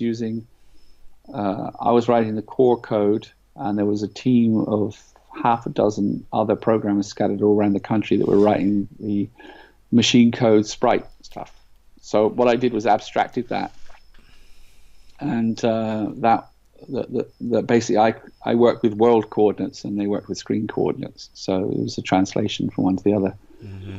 So I specified the interface of, if I say this, you put the player at this position and you translate it onto the screen, So So and therefore the same yeah. code ran on all 7, I think, or the same nucleus code written by me ran on all 7 devices, which has an advantage in that if it works on one, it'll work on the others. You don't have to. The nucleus of the game or the main part of the game is the same on all devices, so it's more robust, you might say. You touched on other programmers. So how, in its heyday, how many people worked for Addictive Games other than yourself? Oh, about a dozen. Sorry? Yeah, and this was actually, at this time I'd already sold the company. I see. Right. So I was working for another company then, but when it was my own company, it was only half a dozen people running everything. Right. There was business people as well. So administration, sales administration. Were you the only programmer? No, there was 2 other. Three other programmers, and they were doing the conversions. Right. When we had to do those different damn devices. Yeah. I noticed I was going through my list, the Amiga. I don't know if you were involved in this one. There was a game, I can't remember what it was called, and it was written by a chap called Mr. Tony Takushi. Oh yeah. Are you aware of him at all? The name's familiar. Tony. I remember, the only reason I'm mentioning it is he was one of the early sort of pioneers. He used to write for computer and video games. I think Jeff Minter knew him quite well. I think he used to write a feature for computer and video games. I think he was in like Japan or something, and he was like reporting back on how things were going. So I was just interested when I saw the name. I didn't realise that this guy was a programmer. Oh, I do remember his name. Yeah, Tony Takushi. Aye. Yeah, it's a memorable name. It certainly is. Obviously, your early success, I mean, we mentioned that before, Kevin. The early games, you were out before the sort of big magazines came out, the Crash, the Zaps. I mean, I think Crash came out 84, Zap was 1985, I think it was. I mean, you've probably answered it. How difficult was it to get games seen back before computer magazines were there? You know, you had people who, you know, now or back in the early 80s, you released a game, Zap would say this game's fantastic, people would rush out and buy it. You didn't have that sort of platform. It was all about self-promotion, really, wasn't it? Yeah, it started off with a quarter-page ad in computer and video games, and then the next step was the ZX Microfairs, which were these regular little game shows, which quickly grew with a kind of cult following. And they were often in London, I remember, and I used to go to those and just sell the games directly. They were wonderful because everybody was, it was all new and everybody was enthusiastic, and it was great. And it's all very amateur, nothing like a computer game show now, which is a huge professional event. Yeah. So it was all just like trestle tables and everybody just sticking their goods there and selling. So that helped, and then the retail outlets, and then the chain stores, and so it was just notch by notch. And then international as well, starting to sell internationally and doing translations and stuff later. Yeah. So back in the day, Kevin, were you aware of other sort of names, like named programmers, Jeff Minter being one? Were you aware of these guys, and did you have any sort of real interaction with them at all in real life? Yeah, sometimes. I mean, mostly it would be at the game shows. That's the time when we would mostly make contact, because, of course, we're in different parts of the country the rest of the time. But Jeff, for example, being such a character as he is, I mean, well, there were one or two others as well. But that was mostly when it would happen, and it used to be good. I remember, spending time with people doing the same thing. Doing those shows would be very often very, very tiring, especially when they were like the 3-day ones. I used to call it a 3-walled prison that you were in for 3 days. And I was bad, actually. I used to try and get to the parties even when I wasn't invited. I'd part of a bit of a game to try and find a way to get in, but to get a ticket somehow. But because it was a good break after the end of a show. But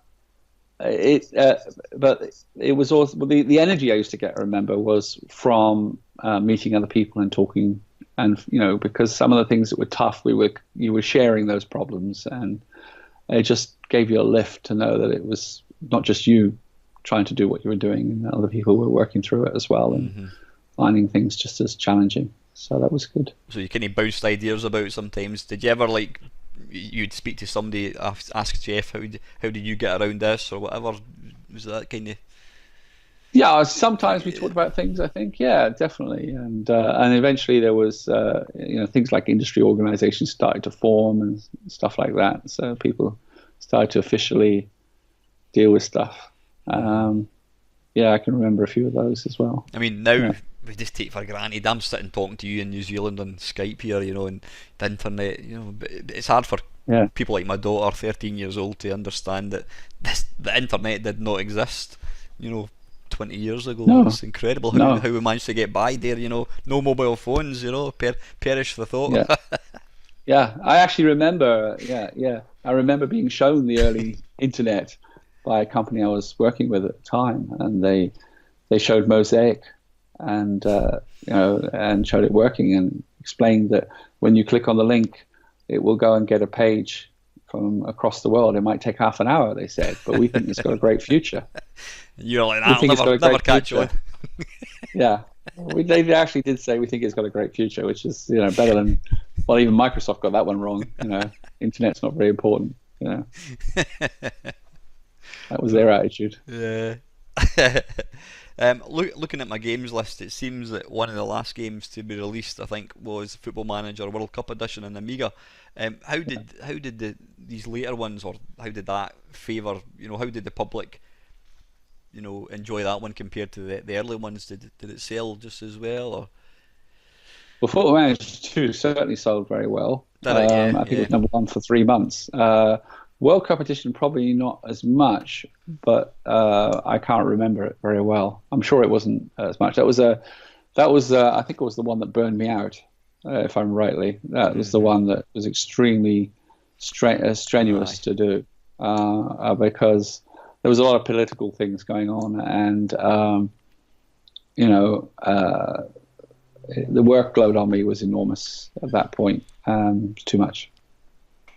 Yeah, because I was So involved in all the versions, all the different languages and everything. So I suppose, like anything, when you become successful, then the stress levels will rise, and you end up having to oversee things, I and the remember the fun other goes out thing of it. Yeah. too. There was a pressure to release it, and it wasn't, as far as I was concerned, finished. And Aye. that artistically is extremely difficult.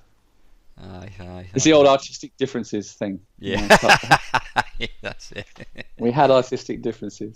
Yeah, it Aye. was fun. I mean, I'm obviously, still quite young, see, so I don't have the experience I have now. Yeah, I think it's probably pretty much accepted amongst people that Football Manager was probably the granddad of the football management game. I mean, there was nothing that had been out before that. And then obviously stuff like, was it Championship Manager? Was it Domark? I think released that.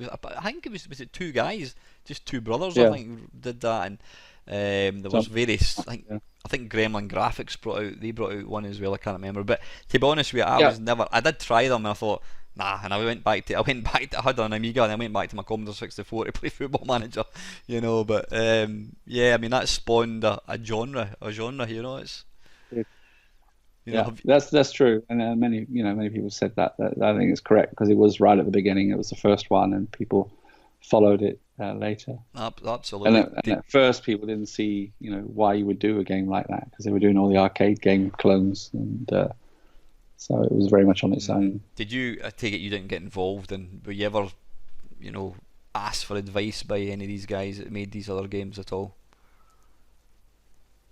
I have been from time to time. Yeah, Mm. I don't know so much the ones you mentioned, I don't think, but yeah, from time to time I get asked about how to write one. Can I give somebody advice? It's usually even in recent years, people saying, "I'm thinking of writing one. Could you tell me how I do it?" It's like, Have you got a year? why would I? But it's not something I could do, Aye. really. I think. I I'm mean, not sure. I'm not sure I could teach it even. yeah. I mean, it was obviously one of these organic things that just kind of started from an idea, and did you kind of just add things to it as it went? What, when I originally created Yeah, it? when you first started Football Manager, yeah. Or did you have a list of infinite, Well, finite yeah, features no, I you mean, I wanted to was put in? trying when originally creating it. I had the board game designs that I'd done multiple times, so I knew what I was trying to do, and I was filling in the gaps using a computer and, um, making it work. So the scope of it, they had to have the league, the four divisions, the FA Cup, transfer market, buy and sell players, build up your team. Your team had to have attributes as a result of the players you have, and and there's had to be some balance and trade-offs going on all the time. That was pretty much a clear structure that was defined already, or mostly from the board games. Yeah. So you knew exactly what you wanted to achieve, type thing. I was adapting, and I kind of knew what would be the fun elements. I mean, there's a certain amount of observation, and I'm still doing it. I think probably, watching real football and drawing out of that what I think are the best bits of it that I want to include. I still do that. I actually record most of the Premier League matches and watch them. Oh, do you? Yeah. Yes. Just because you enjoy watching them. I find it very relaxing. Very relaxing. Yeah. Yes. So I have a obsessive interest or something, but no, I do. I find it very relaxing, and I like to watch and see what the managers are doing. So I still draw from that now. Did you ever play football at all? Were you a keen football player?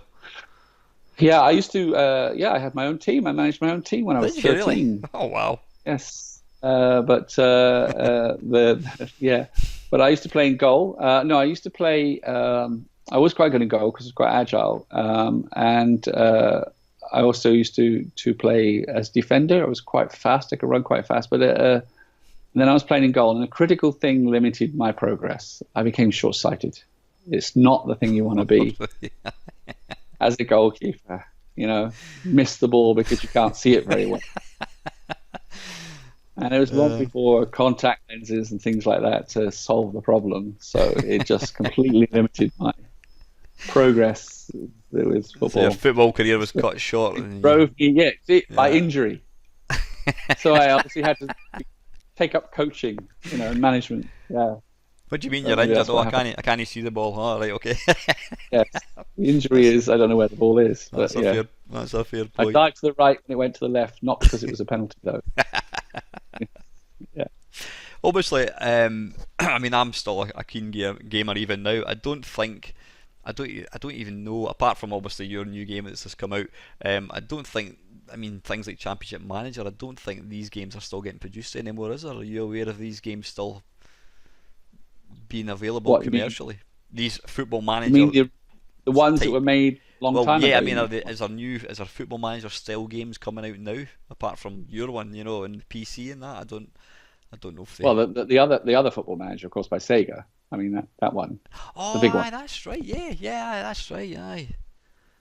The one that's got the name. Yeah. Aye. Well, was that Premier Manager or something? It was originally Championship Manager. It's the people who wrote. They bought it. Aye. So is that still available? So you can actually, do they still make that? Do they? Well, you're obviously not tuned in because it's enormously successful. They sponsor Watford and things like that. I'm not right. I've not. I see the name Football Manager there, but it's yeah. And, so that's still going. That's a big business. But there is somebody asked me, am I trying to compete? No. Because I mean that's a multi-million business, but it's also a completely different style of game. I mean, it has an enormous player database, with scouts all over the world, things like that. That's just not the kind of thing I want to create. I'm not interested. Mine is a very simple game, and it focuses on just being fun, not on statistics. Algorithms, not statistics. That's probably what I do. Mm-hmm. Yeah. I must admit, when I did try Premier Manager on the Amiga, whatever it was, or Championship Manager, I felt overawed with the number of stats. And, I just wanted to pick the team and play the thing, and I think that was what was made part of what made Football Manager so successful. It was very, very simple. and That's exactly instantly gratifying. And it's yeah, and that is, since I released the Football Style Manager, which is the recreation of it. I mean, that is one of the telling me that it's exactly what they wanted. That they wanted a game where they could just, sort their team out, buy and sell players, and then play the matches, and not have to deal with all the other stuff as well. I mean, some people like that; they like all the detail. So for them, that's that. But it's horses for courses, or it's different people like different things, like different types of music. I mean, you might like rock, but you might like different kinds of rock. It's the same thing. So the genre of the football management style game I write will never be like that, because it's not my style. So, and there's a need for the type that I create, because I mean I can't work. I was lazy or whatever. I won't work that hard to play a game, and to learn. And that's the kind of thing I'm appealing to people who want to just pick it up and play it and not have to work so hard. So it seems to be working so far. Yeah.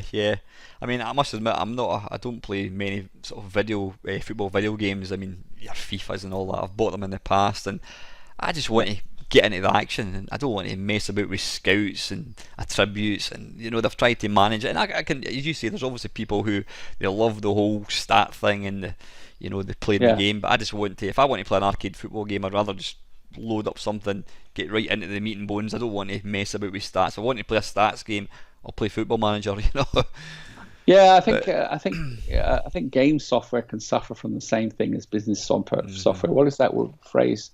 Rampant featuritis. That's the word. Yeah, the way that you use Microsoft Word, for example. Yep. You'll only use a small percentage of its features. You won't use all the vast number of features they've added to it, because in order to justify you buying another version of it, they add more features. But you don't need them, because in the end it's still a word processor, and that's what you need. So the choice.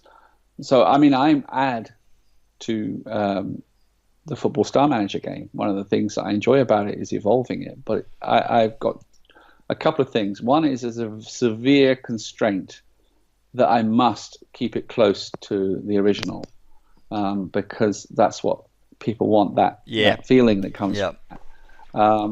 And my own constraint is that it has to be something that adds to the playability, not just it's another feature. It's got to be something that makes it more fun, but I'm very, very, very careful about those changes, and it's an interesting design area to avoid the featuritis thing. I'll add another bit. I put myself through pretty critical culling of not doing things at the moment, and I'm enjoying. Constraints are good for creativity anyway. So yeah, I'm enjoying that. But I'm working on the version 1.2 at the moment. I've got a few new features, but they're nothing that's going to change the character of the game or the basics of the game, or add too many things to manipulate or anything like that. So a morale boost. See, I added morale boost to I read about that. The game. You mentioned about morale when your morale goes down.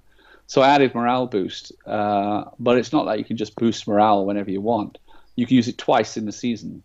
The first time has more impact than the second time. So to me, it's an extra feature that adds a bit of gameplay, because when do you use it? Do you use it to get yourself up from 15 to 19, or do you wait until you have a bad loss and then you use it to kind of lift yourself up? But remember, the first time is better than the second time. So when do you use the second time? So that's gameplay. It's basically the morale boost is taking a team on a break to the sun to give them a lift or whatever it is. It's you can decide yourself what you're actually doing, but the trade-off there of when to use it and not to waste something you've only got twice on one time.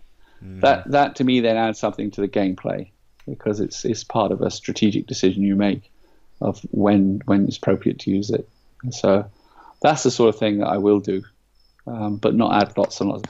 Certainly not add lots and lots of statistics. That's the stuff that's the enemy for me, because as soon as you do that, you can't. Your mind can't handle them all. It's too much. It's like looking at a spreadsheet. I just No. found it like daunting. Oh, nah, stuff this. Yeah. Even some days you get to a point, right, I just want to play a game, and it takes you a calendar. I was like, come on, just take me to Saturday so I can play, and click. Give Yeah. up, and I'll just switch it off out of frustration. Yeah, or you've got to play a load of friendlies as you work Aye. through the calendar before the season Aye. starts, and that's the thing. You don't really Yeah. care about the friendlies, so Yeah, why I know. why Listen, have but them? Yeah. the other big football game for me, and obviously they took inspiration, I'm guessing, for Football Manager's Sensible Soccer. I mean, to me, that's the definitive arcade-style football game. It's simple graphics. I mean, they've obviously ripped off your graphics from the Commodore 64 version, which I'd have a word with Mr. Here about, but anyway. Yeah, But I mean, yeah. then they brought out was it World of Sensible Soccer, and they introduced Yeah, kind of basic Football Manager style things. I mean, have you yeah. played Sensible Soccer? A long time ago, I met him recently in Manchester. Did you? I've Actually, never met the guy. I believe yeah, he's a yeah, nice guy. yeah. We had some beers. Yeah, it's yeah. I mean, they've done the virtual reality one now as well. Oh, So have they? Virtual yeah, reality sensible yeah. soccer. The headset, I so you can can't even be on the imagine. pitch. I didn't get a chance to try it, but yeah. I can't I even assume you can be on imagine the pitch and you can be kicked. No, I don't know whether you can. Whether you actually got like somebody who hits you, at the same time Aye. or something. Yeah, I need to try that one. yeah. So when did you decide enough's enough? I'm gonna. When you went to become a Tibetan monk, when did you walk away from the industry, games industry? At what point? And That was the early '90s, I think. Yeah. yeah, I think Uh, '89 was I think the Football Manager World Cup edition, something like that. I think it was. yeah. Yeah. 90, early, Um, yeah. and what did you hmm do? So you left. Did you kind of at that point Addictive Games had been sold on, Oh, I also and you just no. I mean, because I finished. I was doing some contract work actually in the games industry, and I did a couple of contracts that didn't get paid, and that's what finished really? me off. Thought that's just not good. Yeah, yeah. And it was getting really hard to do, and then people weren't paying you. You're working for months on something, and they don't pay. So that was it. I was burning down. I mean, I'd been doing too much really for quite a while, and so I went and did other stuff, and then it was kind of a wandering that followed after that. Yeah. Uh, some interesting things. I worked for the European Space Agency, and I worked for City of London banks on some stuff and media companies. Did a lot as a freelancer, and some of it involved traveling as well, to different countries, and that still seems to happen. Yeah, Um, yeah, good. Travel with my work. So yeah, now in New Zealand, which is a good place. Yeah, brilliant. But Obviously, I would never say never of whether I'll travel again though. That's the thing. no, I never say never. I know. Obviously, the new Football Manager games on iOS. How do you actually find programming iOS? Do you find it quite a good platform? I mean, it's obviously mobile games is now given the bedroom coder a new sort of platform, Yeah, whereas that is part of why I'm doing it, because I don't think I'd have got on well with the period when it was big, uh, multi-million-dollar yeah, developments. Because what is really joyful, really great now, you say the bedroom coder is particularly that you can do like what I'm doing, just doing it yourself. Nobody is telling you that they know better how a game should be written, especially nobody who's an idiot, who knows something else well, perhaps marketing, but doesn't really know games. hmm And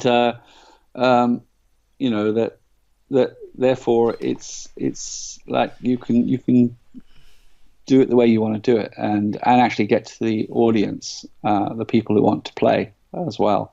So there's definitely the whole Apple and the mobile phone thing that they started really was a great release, and you notice too that it has created a lot of innovation, just like it was in the days when we were doing it, yeah, because we weren't yeah, thinking about what will have in the early 80s, where it has an analogy to it, and why it's a bit of a loop round for me, because in that era, most of us weren't business people. We'd written games for one reason or another. In my case, I was a games designer, became a programmer, and therefore put the two together. Other people learned to program on home computers and then started writing games for them. In other ways, they got into it, but in that period, why it's remembered with a lot of affection was because most of the people were just trying to invent some new game. They might be following an arcade game, or they might be creating something new. So they were thinking about the game, not about the market. And the market and the business side came later, and then the suits arrived. You might say the business people arrived. Yeah, the accountants. Then it became a big industry, and then it became a bit Hollywood-like, where they were looking for safety. Grand Theft Auto X. Rather than something new, because they knew they had Grand Theft Auto and it would sell, or whatever it would be, and that took a lot of creativity out, I think. Because and then I've met people coming into the games industry around that time, and they think that the thing to do is to create another variation of these games that are so well established, on the consoles and things like that. So instead of thinking of doing something different, but then mobile came along and it allowed people to come up with idiosyncratic ideas, and which were completely different, which nobody would have supported from the big software houses. They would have said, no, never sell, this sort of thing. It would have happened to me. If you look at that era, if that you made that, brought that to the modern times, when everybody's producing an arcade clone, and this guy comes along and said, I've written this entirely text game about managing a football team, and you just see all these numbers and words on the screen, I'd have been thrown straight out. Well, that's never never got off the ground. So I think it is good, and that is part of why I've got back into it as well. But there's a great deal of pleasure of the way that the business works, and I can get my game straight to people and interact as well. That's a bit better, of course, with the social networks. Yeah, of course. So obviously you've still got a full-time job doing other stuff, other non-gaming things. Yep. I know Jeff. I'm trying to think what happened to him. He started obviously programming games. He wrote about 6 games for iOS, and I've got to say they're the only games apart from Football Manager that are actually on my phone that instantly pick up and play. They're fantastic. But Jeff gave up iOS. He says it was one of the worst periods of his life. He says the creativity was there, and he says, but he made no money. He made absolutely nothing. And one thing that I think's a bit of a not a good thing about iOS is when I like to I'll have a mobile phone, I'll have an Apple phone, then I change to a Samsung or to an Android, and then I go back. So I feel like I'm getting a new phone rather than the latest model. So when I got my iPhone 6, whatever it was, a couple of years ago, went onto the store, Lamasoft, can't find anything, Grid Runner, it's not there. And it turns out, I think Jeff said that he had to pay X amount of money, it was like £150 or something, to have these games available. And he says it would be suicide. He says he's not making any money, it would just be costing him money. So because he's chosen not to do it, which I completely agree with, people now cannot access the games that they bought, which is quite sad. Right. Yeah. But obviously, I think the difference with Jeff, I guess, is that's still his full-time job, whereas you're doing it, you're tagging it on. It's basically a hobby for you, isn't it? Is that how you would deem this? As just a hobby that gives you a bit of pocket money, sort of thing, or is it a bit more than that? It's something I wanted to do. It's creative. It's definitely a sideline, but I really enjoy it. So where it goes, I have no idea. Yeah. At the moment, I'm just happy that it's got off the ground. You don't expect to buy a jumbo jet and buy your own island like Richard Branson with the money, no? No, and I probably wouldn't do that anyway. Yeah, so I would only get a Learjet. No, it's. So as for islands, it would have to be a tropical island out this way. Yeah. So, yeah. No. I don't worry about things like that at all. Actually, aye. Yeah. You're not money driven at all. It's all about the enthusiasm and just something and that's what I say when people say to me, "Oh, what's you any tips about making a YouTube channel?" I says, talk about things that you enjoy. I make videos. I mean, I make some. I've got some daft videos. I look at the history of Lamasoft, the history of Interceptor Software. 99% of people have never heard of these companies. I make videos that I want to watch. I make it for me to watch, and if other people like watching them, then that's a bonus. And I get the feeling you're like that as well. You make these games because you and your mates wanted to play them, and other people happen to like them as well. Yeah. I mean, say when wrote the current one, Football Star, I play that game. Yeah. You know, and I play it for relaxation, and yeah, so I have partly written it for myself, but you know, also it's, I think probably I'm not sure what the motivation is. Yes, I would like to make some money because so I can keep going. That'd be a good good thing. Yeah. I wouldn't want to do the thing you just described, of saying I can't afford to keep it going. I mean, that would be no fun at all. But it is like being a kind of, it's probably like being an entertainer by proxy. You know, like it's you're providing entertainment, but you're not actually there. So it's probably more like making a video, like you're doing, that sort of thing. But not doing it is less fun than doing it. I mean, I have a lot of opportunities to do something else now, and I go and sit in a coffee shop like I did today and do it a bit more. You know, I'm still motivated at the moment and still enjoying that.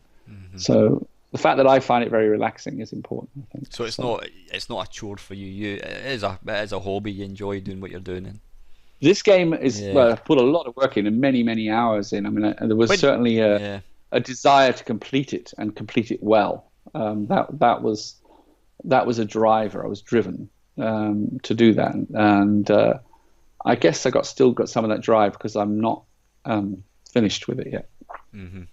When did you start writing the new Football Manager? When did it September 2015. Was it? Yeah. The funny thing is, I wasn't even aware of the game being. I mean, you know, I'd never heard what you were up to for the last 20 odd years. I don't even know. I must have seen a tweet or something. I don't even know how I became aware the game was out there. And I thought, oh, Football Manager, oh bloody hell! And I went in and bought it, and then I think I saw a comment you'd made on Facebook, and then that's when I asked you the question about the graphics. You know, I got to point out it is actually called Football Star Manager. Football Star. So I've got to admit, I've only played that a couple of times because I'm waiting for the 64 emulated graphics. Yeah. But people are always going to connect me to Football Manager. But it is actually called Football Star Manager. Is that because differentiate it? Right, okay, got you. Differentiate it, and because it is an evolution. It is an evolution. But no, I mean, I only finished it in September 2016. Right, so it's literally only been rest of the time, if you were following me on Facebook or Twitter, I was talking about writing it. I was describing the writing process. But I mean, it didn't exist as a product. I think it must have been in September that I put it to beta. So people who are on my mailing list, I let them try out the beta. So that was how I got some good feedback. I mean, it's very good to do the beta. Got some feedback from people on what it was like to play, and it was positive. They liked it a lot, and also it helped me fix a couple of bugs as well, because you can't test everything yourself. Of course, and yeah. Things I really needed to fix, and one or two of them took a couple of iterations for me to work out where the problem was coming from, and I fixed it. So it ended up as a better product when it came out. So yeah, it was. So it's quite recent, really. It's I think October the 30th or something was the day I actually put it on the market. That was probably when I saw about it. I don't know where it came from, but I saw something on the internet somewhere. I'll get that. But if you're looking for a beta test of when you introduce the graphics, look no further. Yeah. Appreciate that. And I'm actually looking forward to doing them. That's the funny part. What's I'm really looking forward to that.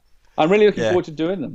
And I've in terms of plans, I've got the 1.2 version, which is a few new features, a few changes that I'm doing right now. But as soon as I finish that, then the next thing is the graphics. So I want to get this 1.2 out before Christmas. This is what I'm aiming to do, if I can. And that might be out on Android first, and then it might wait for Apple to chew it through its process. I've got Android anyway, so I'm happy. Android's but that's that one, and then as soon as that's finished, I'll be on the graphics and enjoying that. So, and then there's probably a couple more significant features I want to add to it. Then I think I'll have got most of it then that I want to do. So I guess I still at the moment am quite driven to get more done. So that keeps me motivated. Yeah. Do you think it'll be one of these things? You'll put the graphics in. You'll say, right, I'm happy with it. I'm not going to touch it, or is it something you might always could maybe like a bug fix, something like that? But is it something that maybe 6 months down the line you think, well, I might add in this thing or add in that, or would you just draw a line under and say, right, I've finished the game? Well, yeah, I don't know. I Yeah, don't know, but yeah, there is one pressure on me that, as I mentioned earlier, which is to not depart too much from the original. So I think don't that's want to key, tamper actually. too much. Yeah. Keep the simplicity, because there are things I could do very easily that would change that might be good, but then it would depart. So I'll have to think about how I handle that. Aye. And I think that you'd possibly lose some of your loyal following because of that, because it's the simplicity. And as I says, Football Manager is the only football management style game that I've ever played. I've tried other ones, I'm not interested in them. I always go back to the simplicity of it. That's what makes it and so what good. you touched on, with not being a big football fan, Yeah. I've also been surprised that other people have said that who are not football fans at all, and have said that they enjoy playing it, which is surprising. Well, to me, but yeah, they get into Football Manager, they like playing it, and now Football Star Manager. Yeah. I say that make clear that that's what's Yeah, I know. I called now. don't want to mislead anybody. To be honest, if anybody looks for it, it's very easy. They just look for my name, because that's the thing that makes it easier to find. So I've always called it my name, Kevin Tom's Football Star Manager, because otherwise it just gets so confusing with people. Well, I'll certainly stick the links to all these things in the bottom of this video anyway, Kevin. So hopefully that'll bring it to a few more people as well. Fantastic. So what are your plans for the future once you've put Football Manager to bed? What are you looking to? Maybe what you mentioned, the software star. Yeah, definitely. But it'll be a while before I could get to that. Yeah, I mean, I definitely want to do that, and develop for, again, target the two platforms, the iOS and Android, for that as well. So I would use a lot of what I've learned doing this one would benefit that game, but I would see that as being, when I get to it, it'll be just a pleasant break, because it'll be a break from football and football, completely different type of game. But yeah, I've already got a few ideas in mind for that, so it's nice to have that to look forward to. Yeah. I take it you're always receptive to comments, so if I thought that'd be a great feature, let you know, and it's the kind of thing you'd think about. Yeah, I do. I respond to people, and basically, if it's a good one, I add it to the list. I keep a list of good ideas, and sometimes I think, yeah, that's a good idea, but I won't do it like you're suggesting. I'll do something kind of a variation on that, which I think is better. But I have a pretty good list already of my own stuff. So, but yeah, no, I like it, and I like to get feedback, because sometimes people highlight things that I haven't spotted. For example, I'll give you one because I did it today. I had a bug. Sorry, just the goalkeepers. The goalkeepers keep scoring. That was one that I fixed twice. Goalkeeper scoring. Goalkeepers can score. Yeah. So, and they do score, but they were scoring a lot, and somebody drew it to my attention. I looked at it and I thought, yeah, that is, and so I fixed that bug. And then in the latest release, they're saying to me, goalkeepers are still scoring a lot. I had a guy score 3 in one match, and I thought, what have I done wrong? And I went and I looked at it yesterday, all part of the 1.2 work. And I thought, I've already fixed it, and I realized that basically there was a line of code that, and the first fix, I thought, I see what I've done wrong. I'll fix that. I changed that. And then when I looked at it again, that fix was there. So I thought, I did fix it. And then there was another line of code, because I'd way I've written it, a couple of lines of code that overwrote what I did. So it doesn't matter how many times I changed this thing, this algorithm, it was overwritten by the next bit anyway. So that's why, even though I thought I'd fixed it, I hadn't. So now I have fixed it. It should work now. But the other one I got was there was a bug where you weren't getting your financial bonuses in the European Cup when you won the Cup. There's a European Cup in this one, as well as the FA Cup type thing. And I found that one. I fixed that one.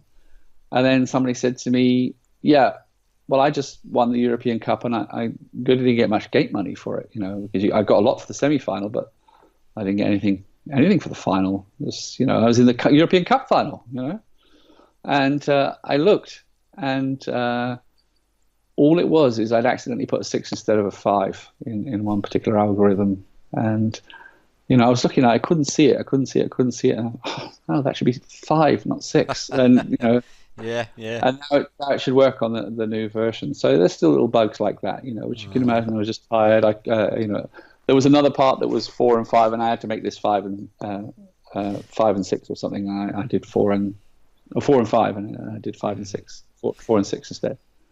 I suppose that's what's. I mean, what you're talking about. You're effectively getting your customers, your fans, call them what you want, who to actually sort of help you with bug hunting. You didn't get that back in the day. It was all down to you to do it, and you never got any feedback. Aye.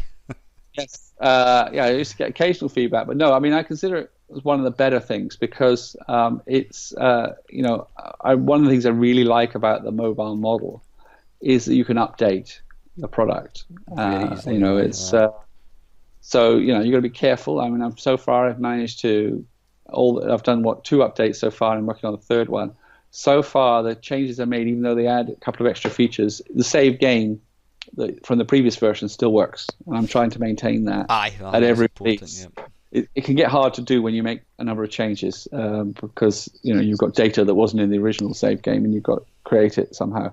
But that's what I'm trying to do. But so it works 2 ways. One is I can get feedback I can respond to, and second is that I can update it. But if you go back, if you produce 50,000 CDs, you got to wait for them to sell through before you can put more, because there's a lot of cost involved. But there isn't. It's frictionless in this way, which is the main thing is the testing and making sure that it works when you put it out there. So that's the time-consuming part. But yeah, it means I can tweak and fix those bugs and add small updates, and that gives it more of an evolution, which is good. Of course, I like it. Because I've got plenty of ideas, plenty of creativity. There's no problem there coming up with new stuff. It's more implementation time is the problem than anything else. I suppose getting people like myself or whatever giving you ideas, you're going to get more ideas than you can possibly imagine, sort of thing. So you're not going to be running short on features or whatever.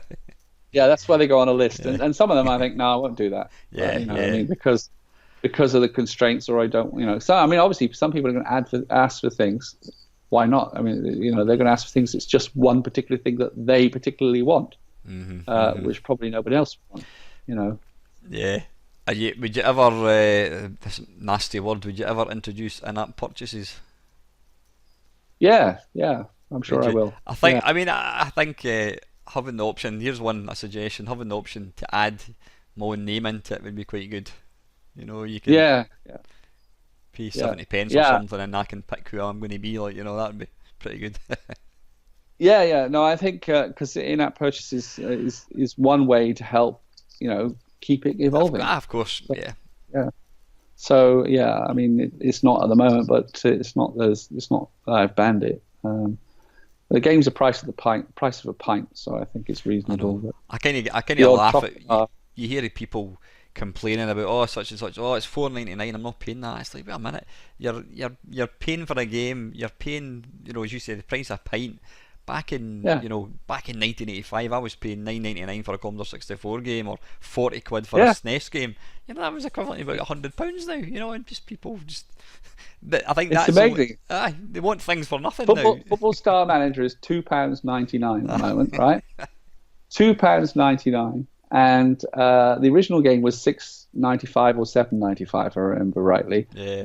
And there's been inflation for 30 years. It's not expensive. I know.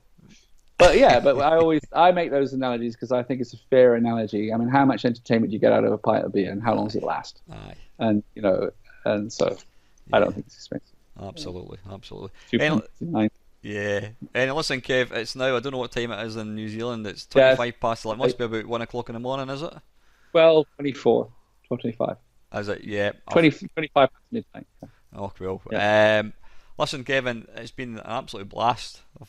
It's been so enjoyable talking to you. Thank you very much for agreeing to do this interview. I'm looking forward to playing Football Star Manager. I think you'll like it. Yeah, I think so, and I'm looking even without the graphics. Yeah, I will make a start on it, and then it'll be a nice little extra bonus when the graphics do come along. So, Yeah. again, Kevin, thanks very much for doing this, mate. I will be following you. I think I'm on your Facebook page. I will be following you on Twitter as well. I'm looking forward to the updates.